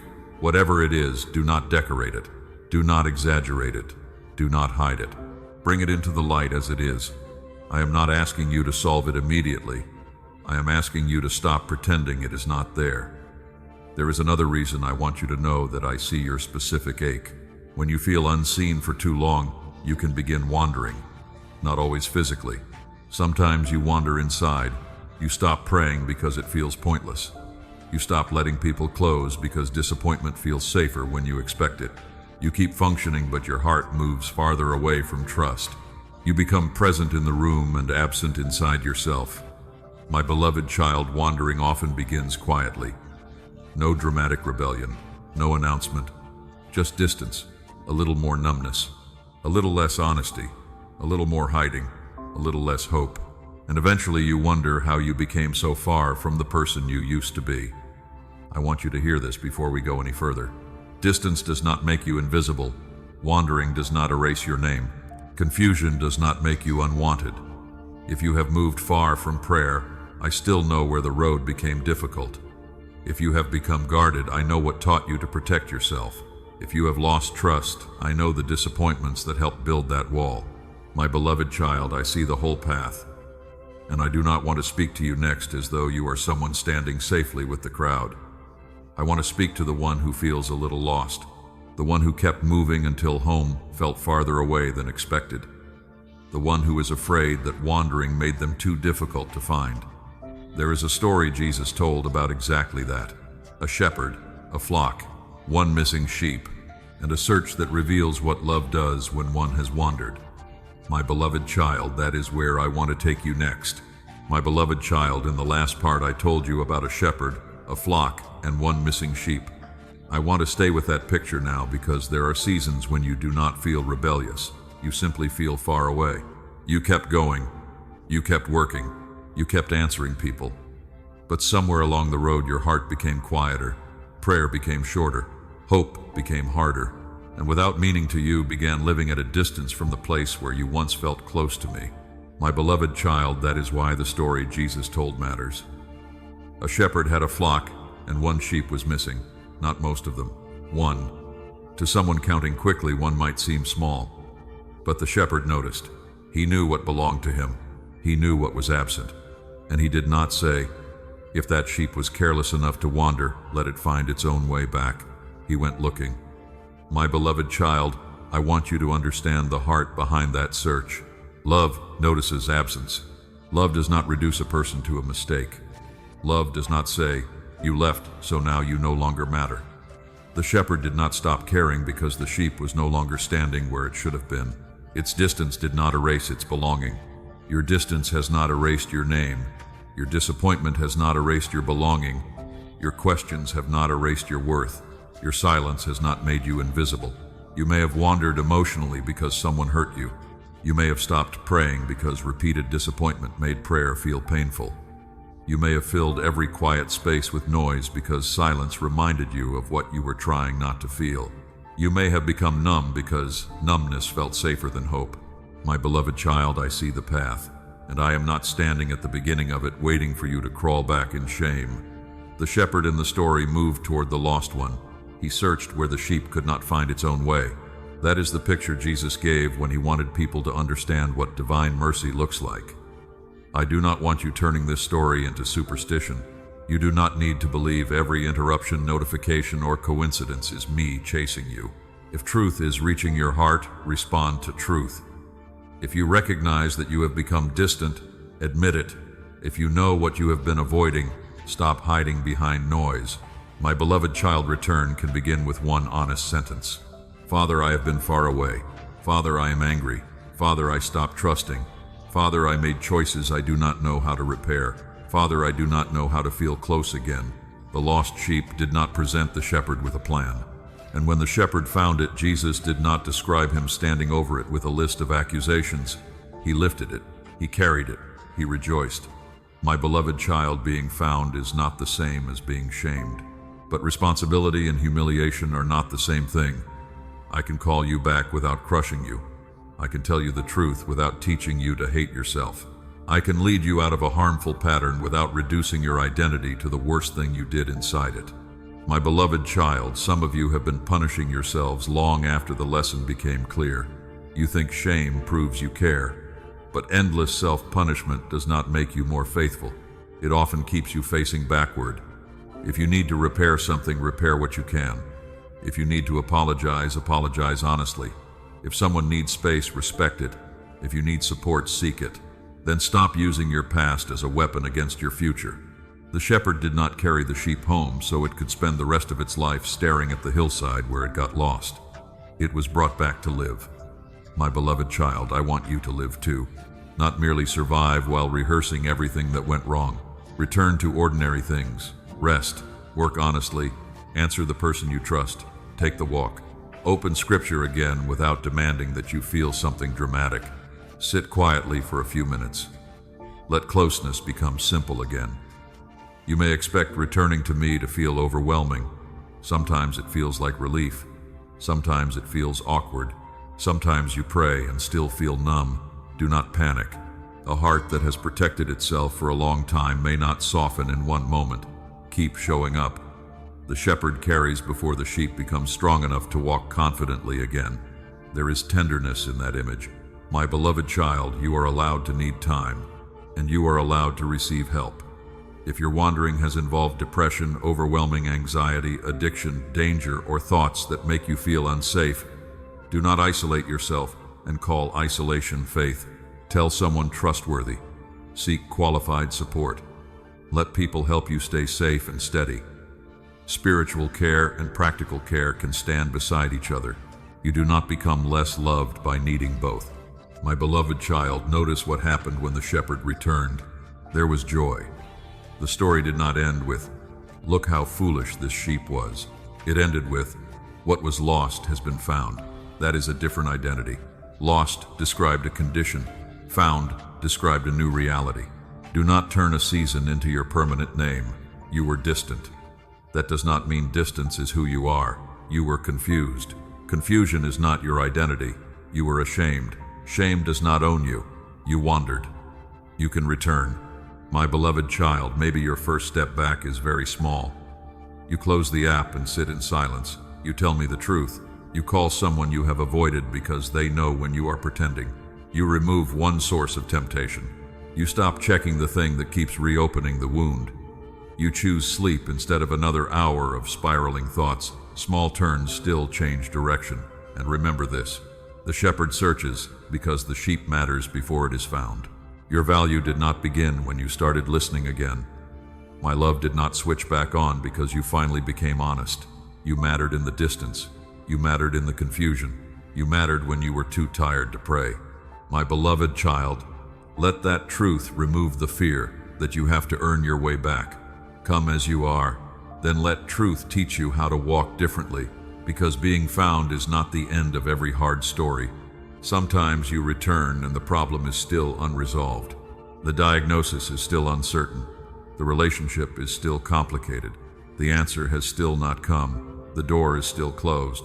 And you wonder whether being found should have changed everything immediately. My beloved child, that is where I want to take you next. I want to teach you how to stay with me when the story remains unfinished, when faith has returned, but the answer has not. My beloved child, in the last part I told you that being found does not mean every hard thing becomes easy at once. You can return to me and still have unanswered questions. You can feel close again while the doctor still has no conclusion. You can pray honestly and still wake up inside a story that has not resolved. Stay with me. Consider a mother I will call Rachel. Her young son began having symptoms that did not make sense. At first, she thought it was something temporary. A few unusual mornings, a little fatigue, a complaint that came and went. Then the pattern continued. Appointments followed. Blood work. More questions. Another referral. Another waiting room. My beloved child, uncertainty can become its own kind of exhaustion. You are carrying every possibility your mind creates around it.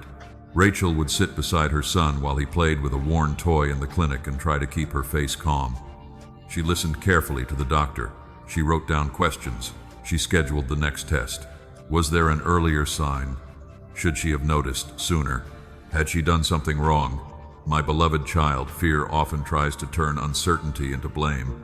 If there is no answer yet, you start searching for someone to accuse, and sometimes the easiest person to accuse is yourself.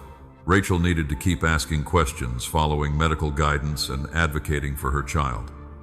She did not need to invent guilt to fill the space where certainty was missing. One night after another, appointment had produced more questions than answers. She sat on the edge of her bed and prayed. Father, I do not know what this is. I do not know what happens next. Please do not leave us alone inside this. My beloved child, that prayer matters because it did not demand a performance. Stay with me while I wait. Stay with me while the test is being processed. Stay with me while I listen to the doctor explain what they know and what they still do not know. Stay with me while I try not to let fear write the whole story. My beloved child, I am not threatened by unfinished sentences. I do not require you to speak as though you already know the ending. Faith can say, I trust you, and I am scared. Faith can say, I believe you are near, and I wish this were different. Faith can say, I will keep taking wise steps, even though I do not know what those steps will lead to. Scripture gives you many people who lived in unresolved places. David wrote prayers from caves before he knew when danger would end. Paul carried a weakness he asked to have removed and learned to receive grace without getting the answer he first requested. The disciples spent a night on the water before the wind became calm. My beloved child, the Bible does not hide uncertainty.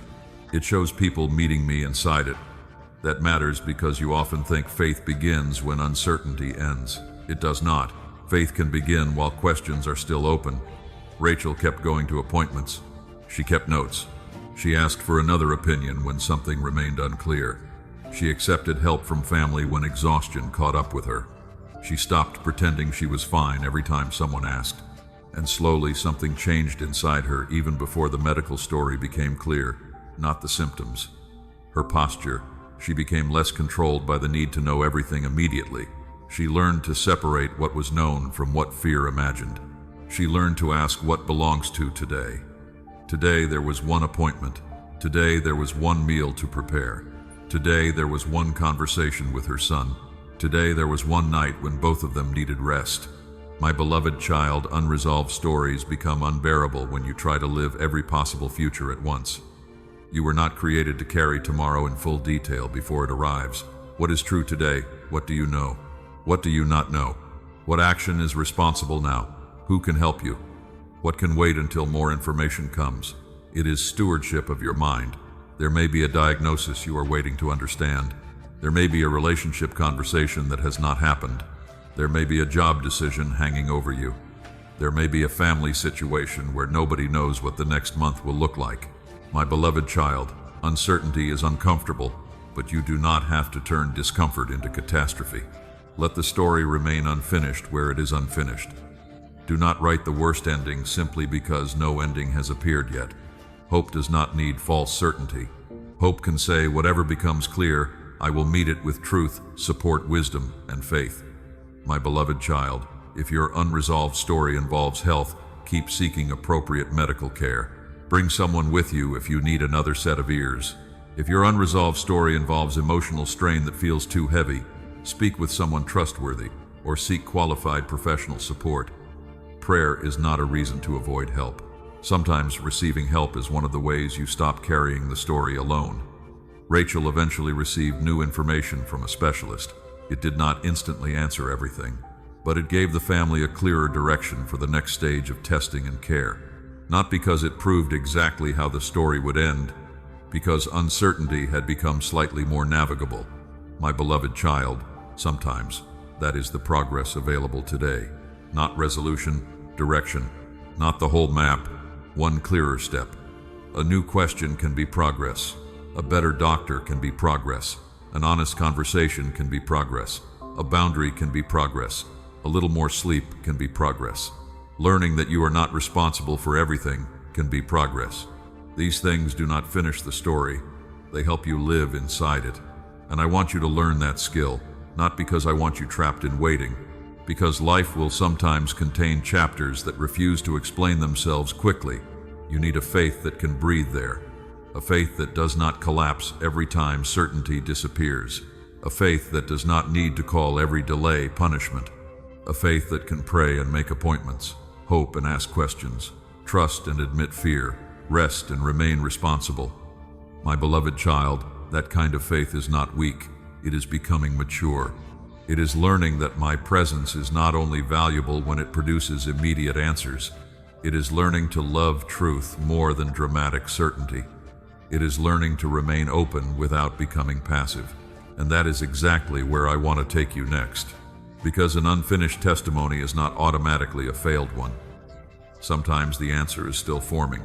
Sometimes the deeper work is happening in the person who is learning how to wait. My beloved child, next I want to show you what it means to let faith mature before the answer arrives.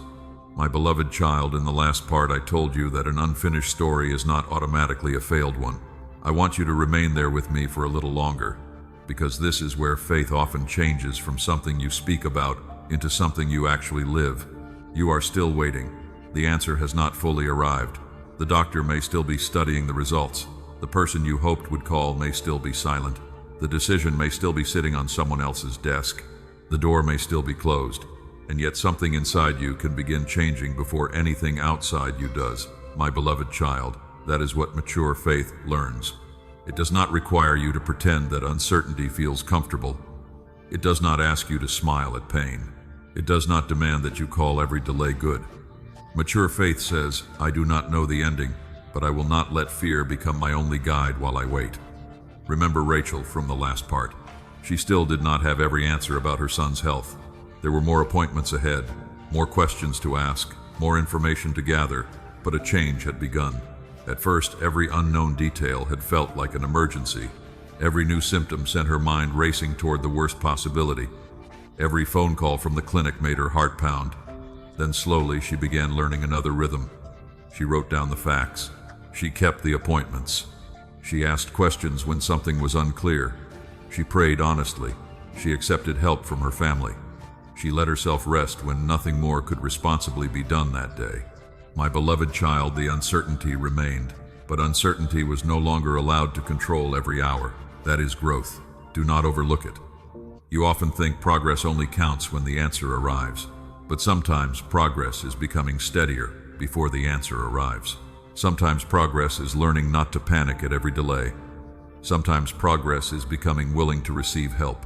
Sometimes progress is stopping the endless search for certainty and returning to the responsibility directly in front of you.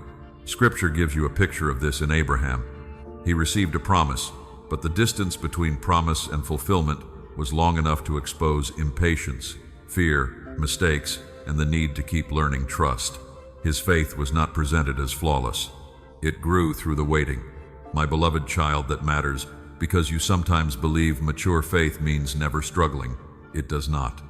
Mature faith can struggle without surrendering its direction. It can ask questions without abandoning truth. It can feel afraid and still choose wisdom. It can be disappointed and still refuse bitterness. It can admit, I do not understand, without concluding, therefore I have been forgotten. That is a stronger faith than forced certainty. There are things you cannot know today. Accepting that does not make you weak. It makes room for humility. You do not know what another person will choose. You do not know what every test will reveal. You do not know whether an opportunity will open. You do not know exactly how long healing from grief will take. My beloved child, faith is not pretending you possess information that you do not have. Faith is deciding how you will live with what you do know. You know honesty matters. You know rest matters. You know wise counsel matters. You know your body deserves appropriate care. You know fear should not be making every decision. You know certain patterns have repeatedly harmed you. You know there are responsibilities you have postponed because uncertainty became an excuse to remain frozen. Start there. You do not need the entire map before taking one honest step forward. Your unfinished story still contains work you can do today. Maybe the next step is calling the clinic and asking the question you wrote down. Maybe it is sending the application instead of assuming you will be rejected. Maybe it is sitting with your spouse and speaking without accusation. Maybe it is admitting that the relationship you keep trying to revive has shown you the same unhealthy pattern again and again.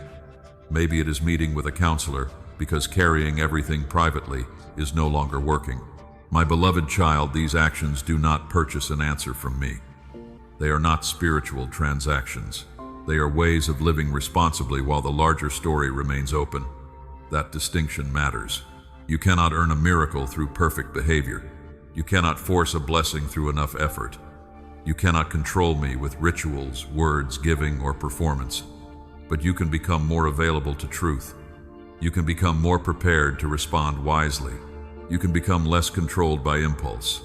You can grow. And growth is not a consolation prize. It is part of the life you are building. My beloved child, consider a tree during winter. From a distance, it looks inactive. No leaves, no fruit, no obvious movement.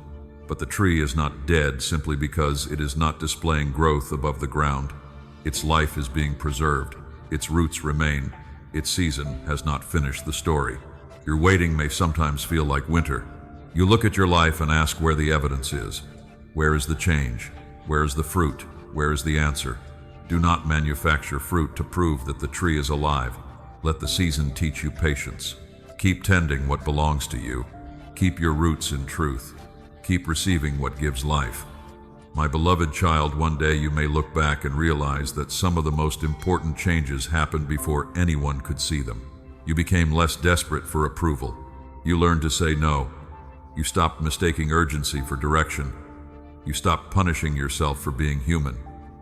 You learned to ask for help sooner. You discovered that peace could exist beside an unanswered question. Those changes matter because whatever comes next will meet a different version of you. A steadier one, a wiser one, a more honest one. You may still receive difficult news. You may receive good news. You may receive an answer that requires more waiting. Mature faith does not depend on choosing one outcome in advance and calling it certainty. It says, whatever becomes clear, I will meet it with truth, prayer, wisdom, support, and courage. My beloved child, that is how faith becomes durable, not by never trembling, by returning after you tremble, not by knowing everything, by remaining faithful with what you know, not by avoiding hard emotions, by refusing to let them become your master. And if today you are waiting for results, a call, a decision, a diagnosis, a conversation, or a door to open, hear this carefully. Your story is unfinished. That does not make it failed. You are still becoming inside it.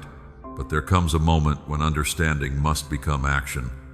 A truth that only comforts you but never changes what you do remains incomplete. My beloved child, next I want to show you how to take what has moved inside your heart and turn it into one tangible response. My beloved child, in the last part I told you that truth becomes incomplete when it only comforts you but never changes what you do.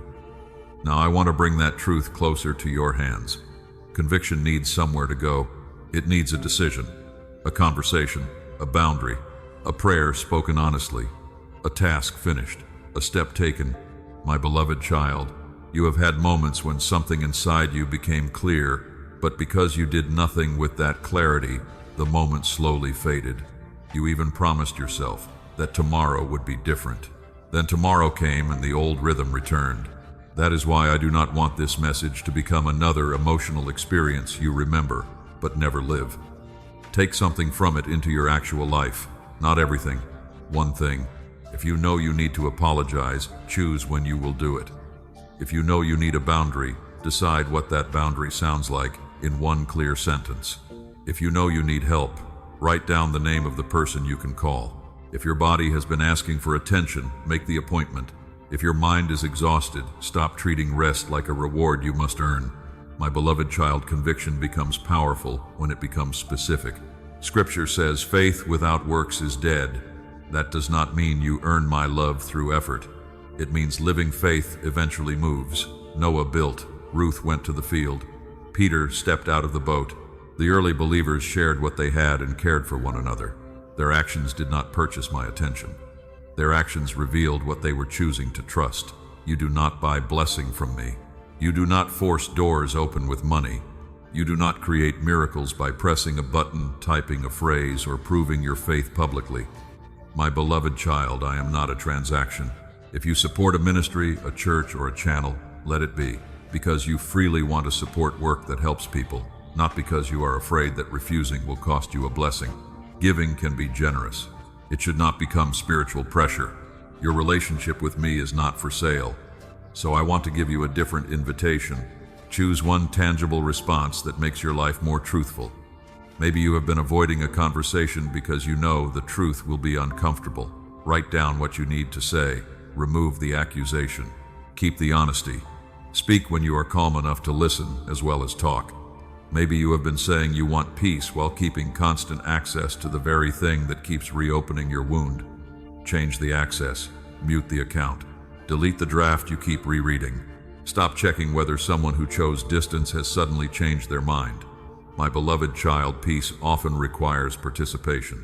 Maybe you have been praying for financial stability while refusing to look directly at your spending. Open the numbers. Do not shame yourself. Look clearly. What is necessary? What can be reduced? What debt needs a plan? Who can give you wise guidance? Maybe your conviction is about your health. You know something has been bothering you, but fear has made you postpone asking for help.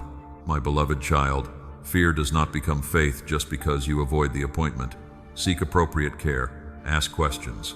Bring someone with you if you need support. Prayer can walk beside responsible medical care. Maybe what you need is simpler. Go to bed, drink water, take the walk, clean the room that has become a reflection of how overwhelmed you feel.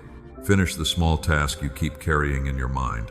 Small actions restore a sense of movement. You do not need a dramatic gesture every time truth reaches you. My beloved child, this is why I want your response to be something you can actually do. Vague intention is easy to admire. Specific obedience can be measured, not for punishment, for honesty. If you say, I need to reconnect with someone safe, then send the message. If you say, I need to stop overcommitting, then decline one thing that should have been a no. If you say, I need to return to prayer, then sit quietly tonight for a few minutes and speak without performance. If you say, I need to forgive, begin by stopping the fantasy of revenge, even if trust still needs boundaries. My beloved child, do not wait for perfect emotion. Action often comes before feeling catches up. You may still feel afraid when you make the call. You may still feel guilty when you set the boundary. You may still feel uncertain when you ask for help.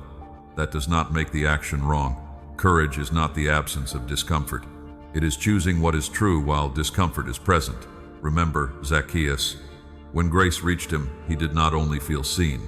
Something in his behavior changed. He began talking about repair restitution and how he would treat people differently. The encounter moved into his choices. My beloved child, that is the kind of movement I want for you. Not dramatic promises made in the heat of emotion. A real step. A step your tomorrow can recognize. And do not turn the step into a bargain with me. Do not say, if I do this, you must give me that. Do not say, if I give enough, you owe me an answer. Do not say, if I am faithful today, tomorrow must unfold the way I want. That is not trust. That is control, wearing religious language. My beloved child, trust says, I will do what is mine to do because it is right, wise, honest, and loving. I will leave the outcome where it belongs. That is freedom. You can apologize without controlling whether someone forgives you immediately. You can apply for the job without controlling who is selected. You can make the appointment without controlling the diagnosis.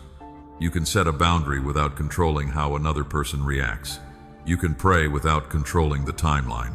Your responsibility has limits. Learn them. That will protect you from exhaustion. My beloved child, before this day ends, choose your one response. Make it small enough to do, clear enough to recognize, honest enough to matter. Do not collect 10 promises. Choose one faithful action. Then do it without announcing it to everyone. Some of your strongest decisions do not need an audience. They need consistency. And when you take that step, do not congratulate yourself as though you purchased favor. Simply say, Father, I heard what I needed to hear, and I am choosing to respond. That is enough. Because there is something deeper I want to explain next. You have heard the phrase that I fought for you to see this. My beloved child, I want to tell you what that should mean without superstition, fear, or pressure. It is not about an algorithm being secretly controlled for you. It is about a love that keeps calling you back toward truth when you are tempted to turn away. That is where I want to take you next. My beloved child, in the last part, I told you that when I say I fought for you, I do not mean that you should treat an algorithm, a notification, or a screen as proof that heaven secretly arranged every detail around you. I want you to understand something deeper. I mean that my love does not give up easily. I mean that when you become tired, numb, distracted, ashamed, or tempted to disappear inside your own thoughts, I keep calling you back toward what is true, not with pressure or manipulation, by reminding you that you are still worth reaching. My beloved child, there have been moments when you turned away from what you already knew because truth felt uncomfortable. You knew the conversation needed to happen. You knew the boundary needed to stay. You knew the habit was draining you. You knew you needed rest. You knew you needed help. But another voice said later, Tomorrow, not now. Maybe it will fix itself. Sometimes what I fight against is not a person. It is the fog that settles over your attention. The noise that keeps you from hearing your own conscience. The shame that tells you to hide. The fear that tells you not to look closely at what is hurting.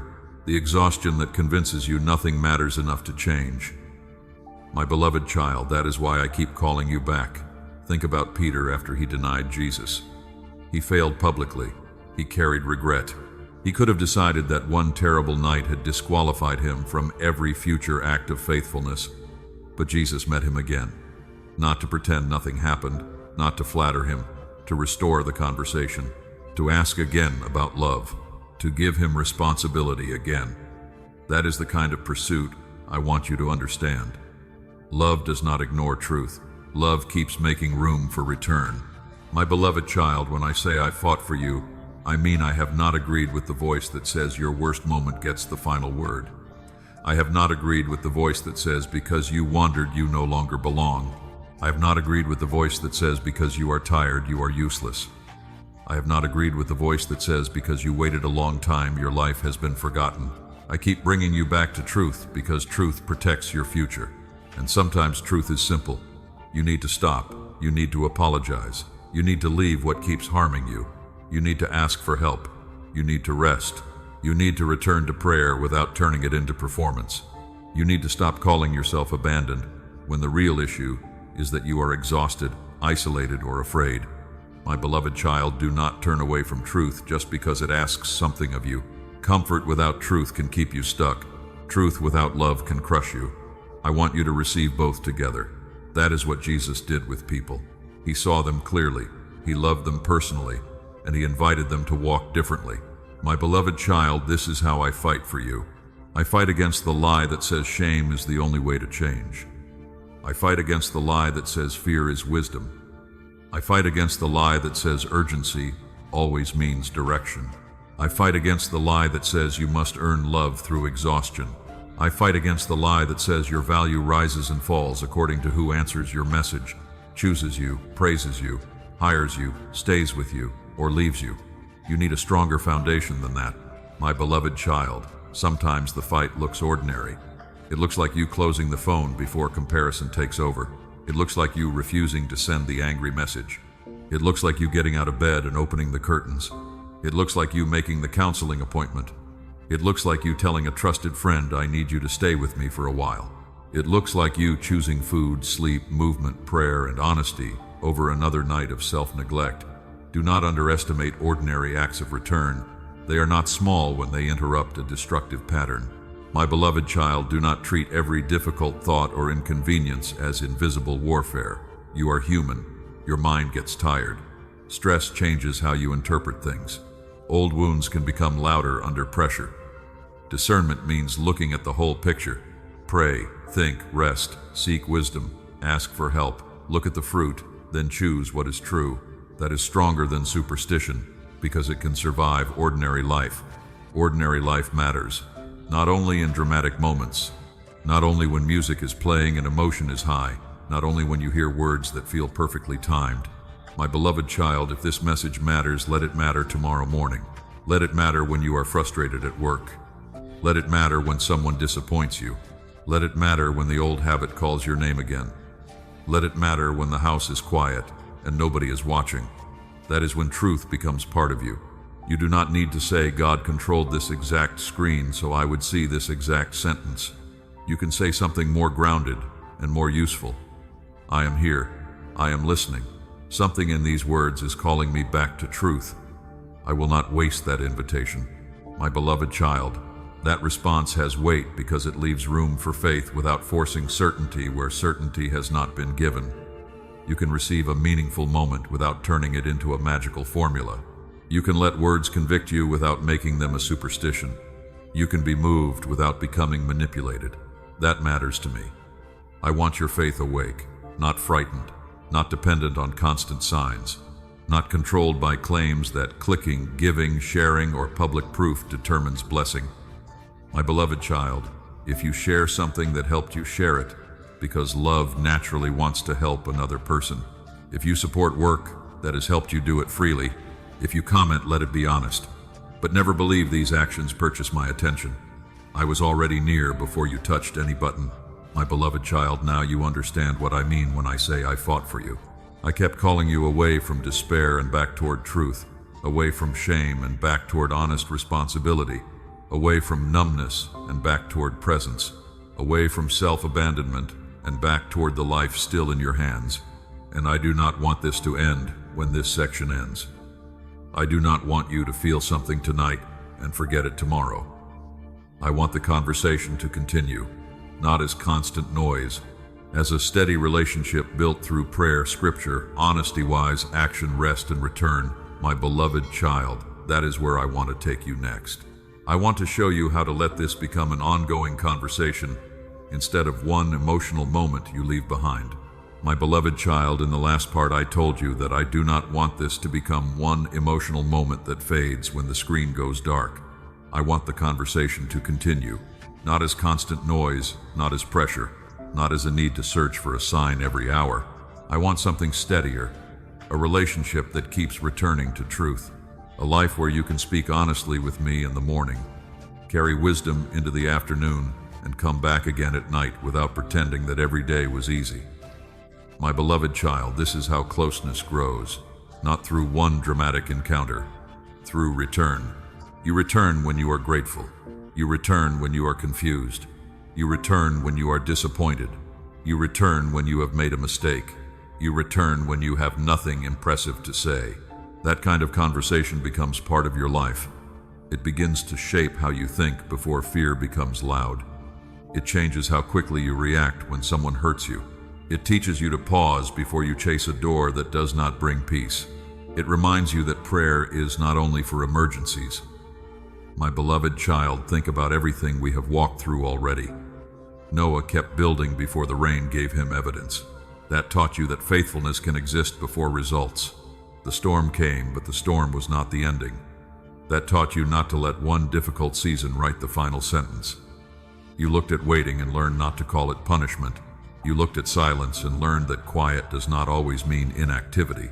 You learned to question discouragement when it tried to sound like truth. Then I brought you to Lazarus. You stood with Martha inside the pain of delay. You heard the ache behind the words, "If you had been here." You saw that grief and faith could stand in the same place. You saw me weep, and you learned that delayed resolution does not automatically mean absent love. My beloved child, then you stood at the tomb. The stone was real. The loss was real, but hopelessness did not receive permission to become the only interpretation. You learned to move what was yours to move, and leave what you could not control in my hands. You learned that hope does not require a guaranteed outcome. It requires an open heart, honest action, and enough trust to keep walking.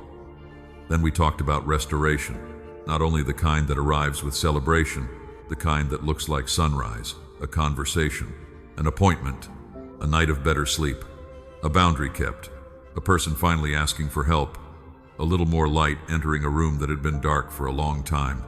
My beloved child, those moments matter. Then I showed you the threads, how one wise choice can connect with another, how support, timing, rest, counsel, responsibility, and honesty can begin forming a pattern before you understand the whole picture. You learn not to turn every coincidence into a prophecy.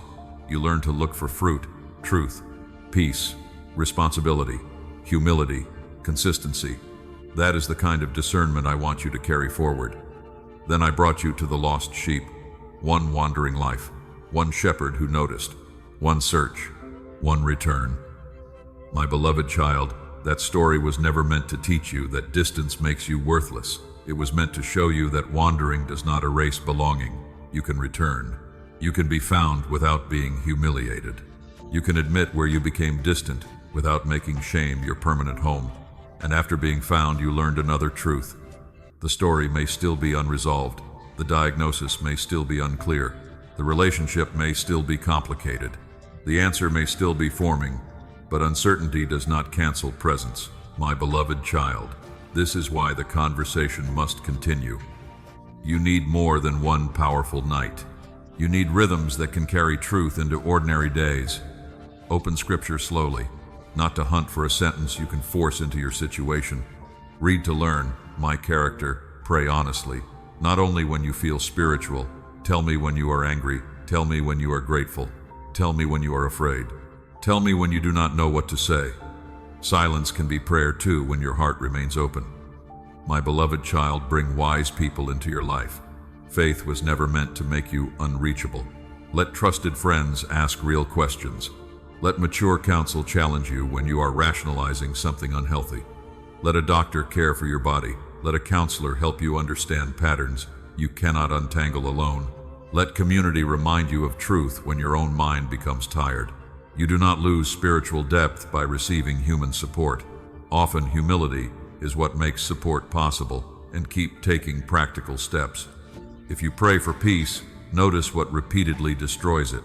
If you pray for direction, stop ignoring the responsibility already in front of you. If you pray for restoration, become honest about what can actually be repaired and what may need to be released. If you pray for strength, stop building a life that requires you to pretend you never need rest. My beloved child, ongoing conversation changes the way prayer works inside you. You stop using prayer only to demand outcomes. You begin using prayer to become honest, to listen, to surrender control, to gather courage, to remember what matters, to ask for wisdom before acting. That is relationship. And when you fail, return. Do not turn one mistake into another season of hiding. Return quickly. Tell the truth. Repair what you can. Learn. Keep walking. My beloved child, you may choose to continue listening to messages like this, and if this channel helps you reflect, you can return to it. You may subscribe if you genuinely want to follow future videos, but hear me clearly. A subscription does not make me closer. A comment does not prove your faith. A share does not buy protection. Your relationship with me is not controlled by a platform. Let any engagement be free, honest, and optional. The deeper invitation is this: keep the conversation alive beyond the screen. Tomorrow morning, remember Noah when the work feels slow. Remember Lazarus when delay starts feeling like abandonment. Remember the lost sheep when shame tells you to stay away. Remember the sunrise when progress feels too small to count. Remember the threads when you cannot yet see how everything connects. My beloved child, these are not slogans to collect. They are truths to practice. And as you practice them, something becomes clearer. Your story is still moving. You are not standing at the last page. There are choices ahead. There is growth still possible. There are parts of you still being formed. There are chapters you cannot read yet. My beloved child, that is where I want to take you next. Because after everything we have walked through, there is one truth I want you to hold without fear, not even close to the end. I am not done with your story. My beloved child, in the last part, I told you something I want you to carry deeper than emotion. I am not done with your story.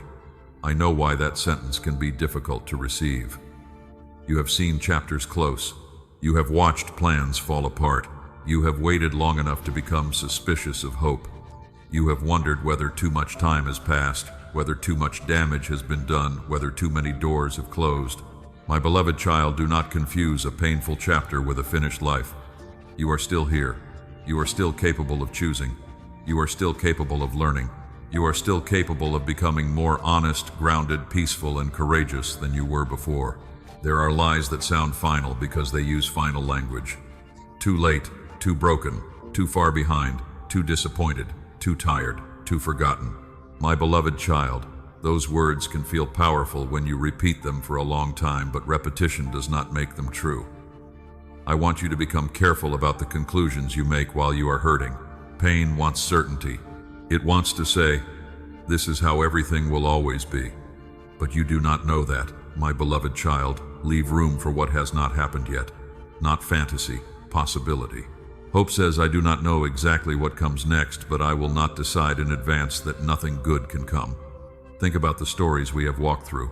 Noah kept building before there was visible proof. He teaches you that faithfulness can matter before results appear. Lazarus lay behind a stone while grief told everyone the story was over.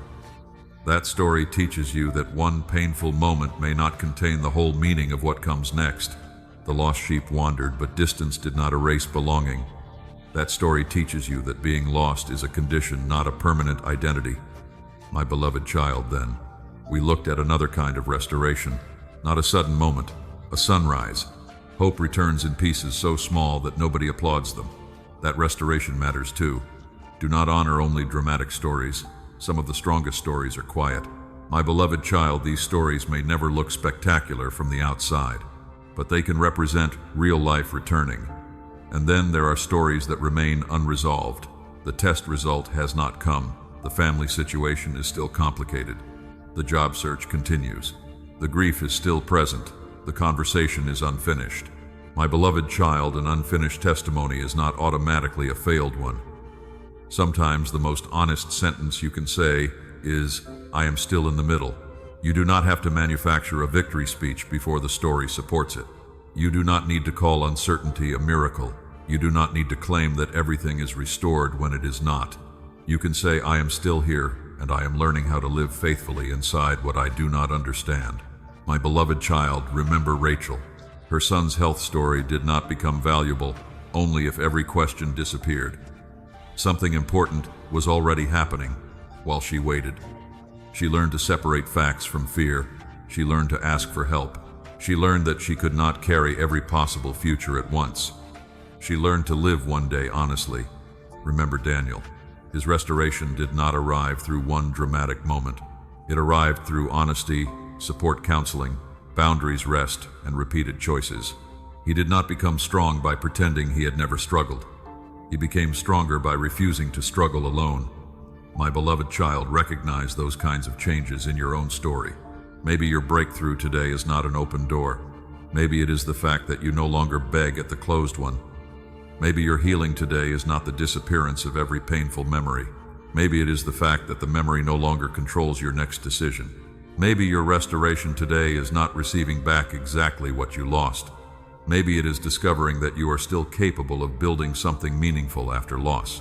Do not overlook those changes. They show that your story is still moving. My beloved child, I am not promising that every desire will be fulfilled exactly as you imagine. I am not promising that every relationship will return. I am not promising that every diagnosis will change. I am not promising that every financial problem will disappear. I am telling you something more grounded. You do not have to surrender your entire future to the worst thing that has happened. You can still choose truth. You can still receive support. You can still practice wisdom. You can still love. You can still create. You can still rest. You can still begin again in ways you cannot yet picture. Scripture is filled with people whose stories changed direction after chapters that looked like endings. Joseph saw betrayal before responsibility. Ruth knew loss before belonging in a new community. Peter knew failure before renewed purpose. My beloved child, the pattern is not that pain guarantees reward. The pattern is that pain does not have exclusive rights over the future. Your past can teach you without becoming your jailer. Your regret can humble you without becoming your name. Your waiting can deepen you without becoming proof that you were forgotten. Your grief can remain tender without making joy impossible forever. You do not have to erase what happened in order to keep living. Sometimes the next chapter begins quietly. You wake up and make the bed. You answer the email. You take the walk. You attend the appointment. You speak kindly to yourself after a mistake. You stop reopening a conversation that has already shown you its answer. You pray one sentence and then do the next responsible thing. No crowd, no sign in the sky, just movement. My beloved child, do not despise beginnings because they look ordinary. A life is often rebuilt through ordinary choices made repeatedly. And when discouragement asks whether any of this matters, remember where we started. You almost turned away, but you stayed, you listened. You became honest about the prayer beneath your exhaustion. You walked through waiting, silence, discouragement, grief, hope, restoration, wandering, uncertainty, and action. My beloved child, that journey has brought you here, not to a fantasy ending, to a stronger beginning. You do not need to know every chapter that comes next. You need to know how you will meet the next page. With truth, with prayer, with wise action, with support, with humility, with courage. That is what I want to place in your hands now. Because there is one final step left in this journey. Do not leave these words here. Carry them into tomorrow. Let hope become practical. Let faith become visible in one responsible choice. Let what you receive become kindness for someone else who may be carrying a quiet burden. My beloved child, next I want to show you how to carry this forward without pressure, without superstition, and without forgetting the simple truth that has held this whole journey together. Your story is still moving. My beloved child, in the last part I told you that your story is still moving. Now I want you to carry that truth beyond this moment and into tomorrow. Do not leave it here as something that felt meaningful for a few minutes. Take it with you when morning comes. My beloved child, faith becomes real when it travels with you into ordinary life. The same bills may still be there. The same relationship may still require honesty, but you can meet those things differently. You can meet them with more truth, more patience, more courage, more willingness to ask for help, more freedom from the need to control everything at once. That is what I want you to carry. Remember where we began. You were tired, you were scrolling. You were carrying a prayer you did not know how to finish. You wondered whether silence meant you had been forgotten. Then we walked together. We looked at Noah building before the rain. You learned that faithfulness can exist before evidence. We looked at the storm and the rainbow. You learned that one hard chapter does not own the ending. We looked at waiting. You learned not to call every delay punishment. We looked at silence. You learned that something meaningful can still be forming without noise. My beloved child, we looked at discouragement. You learned that a painful thought can feel true without becoming truth. We stood with Martha before the tomb. You learned that delay can hurt deeply without proving that love has disappeared. We watched the stone move. You learned that hope can return without demanding control over the outcome. We talked about restoration that comes like sunrise, slowly, quietly, through help, honesty, rest-wise care, and repeated choices. We talked about the lost sheep. We watched faith mature before certainty arrived. And then I asked you to respond, not with a performance, with one real step. My beloved child, that is still the invitation. Choose one thing, not 10. One. Maybe tomorrow you need to make the call. Maybe you need to apologize. Maybe you need to ask a doctor a question. Maybe you need to speak with a counselor. Maybe you need to sit with someone you trust and finally say what has been heavy. Maybe you need to rest. One faithful step is enough for tomorrow. Do not turn it into a bargain with me. Do not say, if I do this, you must give me what I want. Do not say, if I pray correctly, everything must change. Do not say, if I share this message, blessing must follow. My beloved child, love does not work like that. You do what is right because truth is worth living. You pray because relationship matters. You seek help because your life matters. You set boundaries because peace needs protection. You serve because love should move beyond words. You rest because you are human, not because you have completed every responsibility. That is grounded faith. If this message helped you, you may share it with someone who needs encouragement, not because sharing earns favor, not because another person's miracle depends on you pressing a button. Share only if love gives you a real person to care about. Maybe you know someone who has become quiet lately. Someone who keeps saying they are fine. Reach out. Ask how they are doing. Listen longer than usual.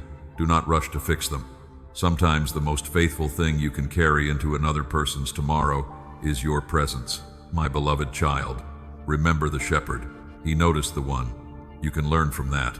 Notice people, not as projects, as people. Notice the coworker who has become withdrawn. Notice the family member who sounds exhausted. You do not need to diagnose their pain. You can simply make room for honesty. And if someone tells you they are struggling in a serious way, help them connect with appropriate support. Love does not require you to become everyone's rescuer. It asks you to care without pretending you can control another person's story. My beloved child, carry wisdom too. Do not become so excited by inspiration that you ignore discernment tomorrow. Test what you hear. Look at the fruit. Take time before major decisions. Remember that urgency is not always guidance. Remember that fear is not always warning. Remember that strong emotion is not always truth. Come back to what is steady: prayer, scripture, wise counsel, rest, reality, responsibility. My beloved child, scripture says to let your light shine before others through what is good. That light is not performance. It is integrity. It is patience when anger would be easier. It is honesty when hiding would be easier. It is generosity without needing applause. It is courage without pretending you are never afraid. It is forgiveness without abandoning wise boundaries. It is faith that still knows how to ask questions. Carry that kind of light.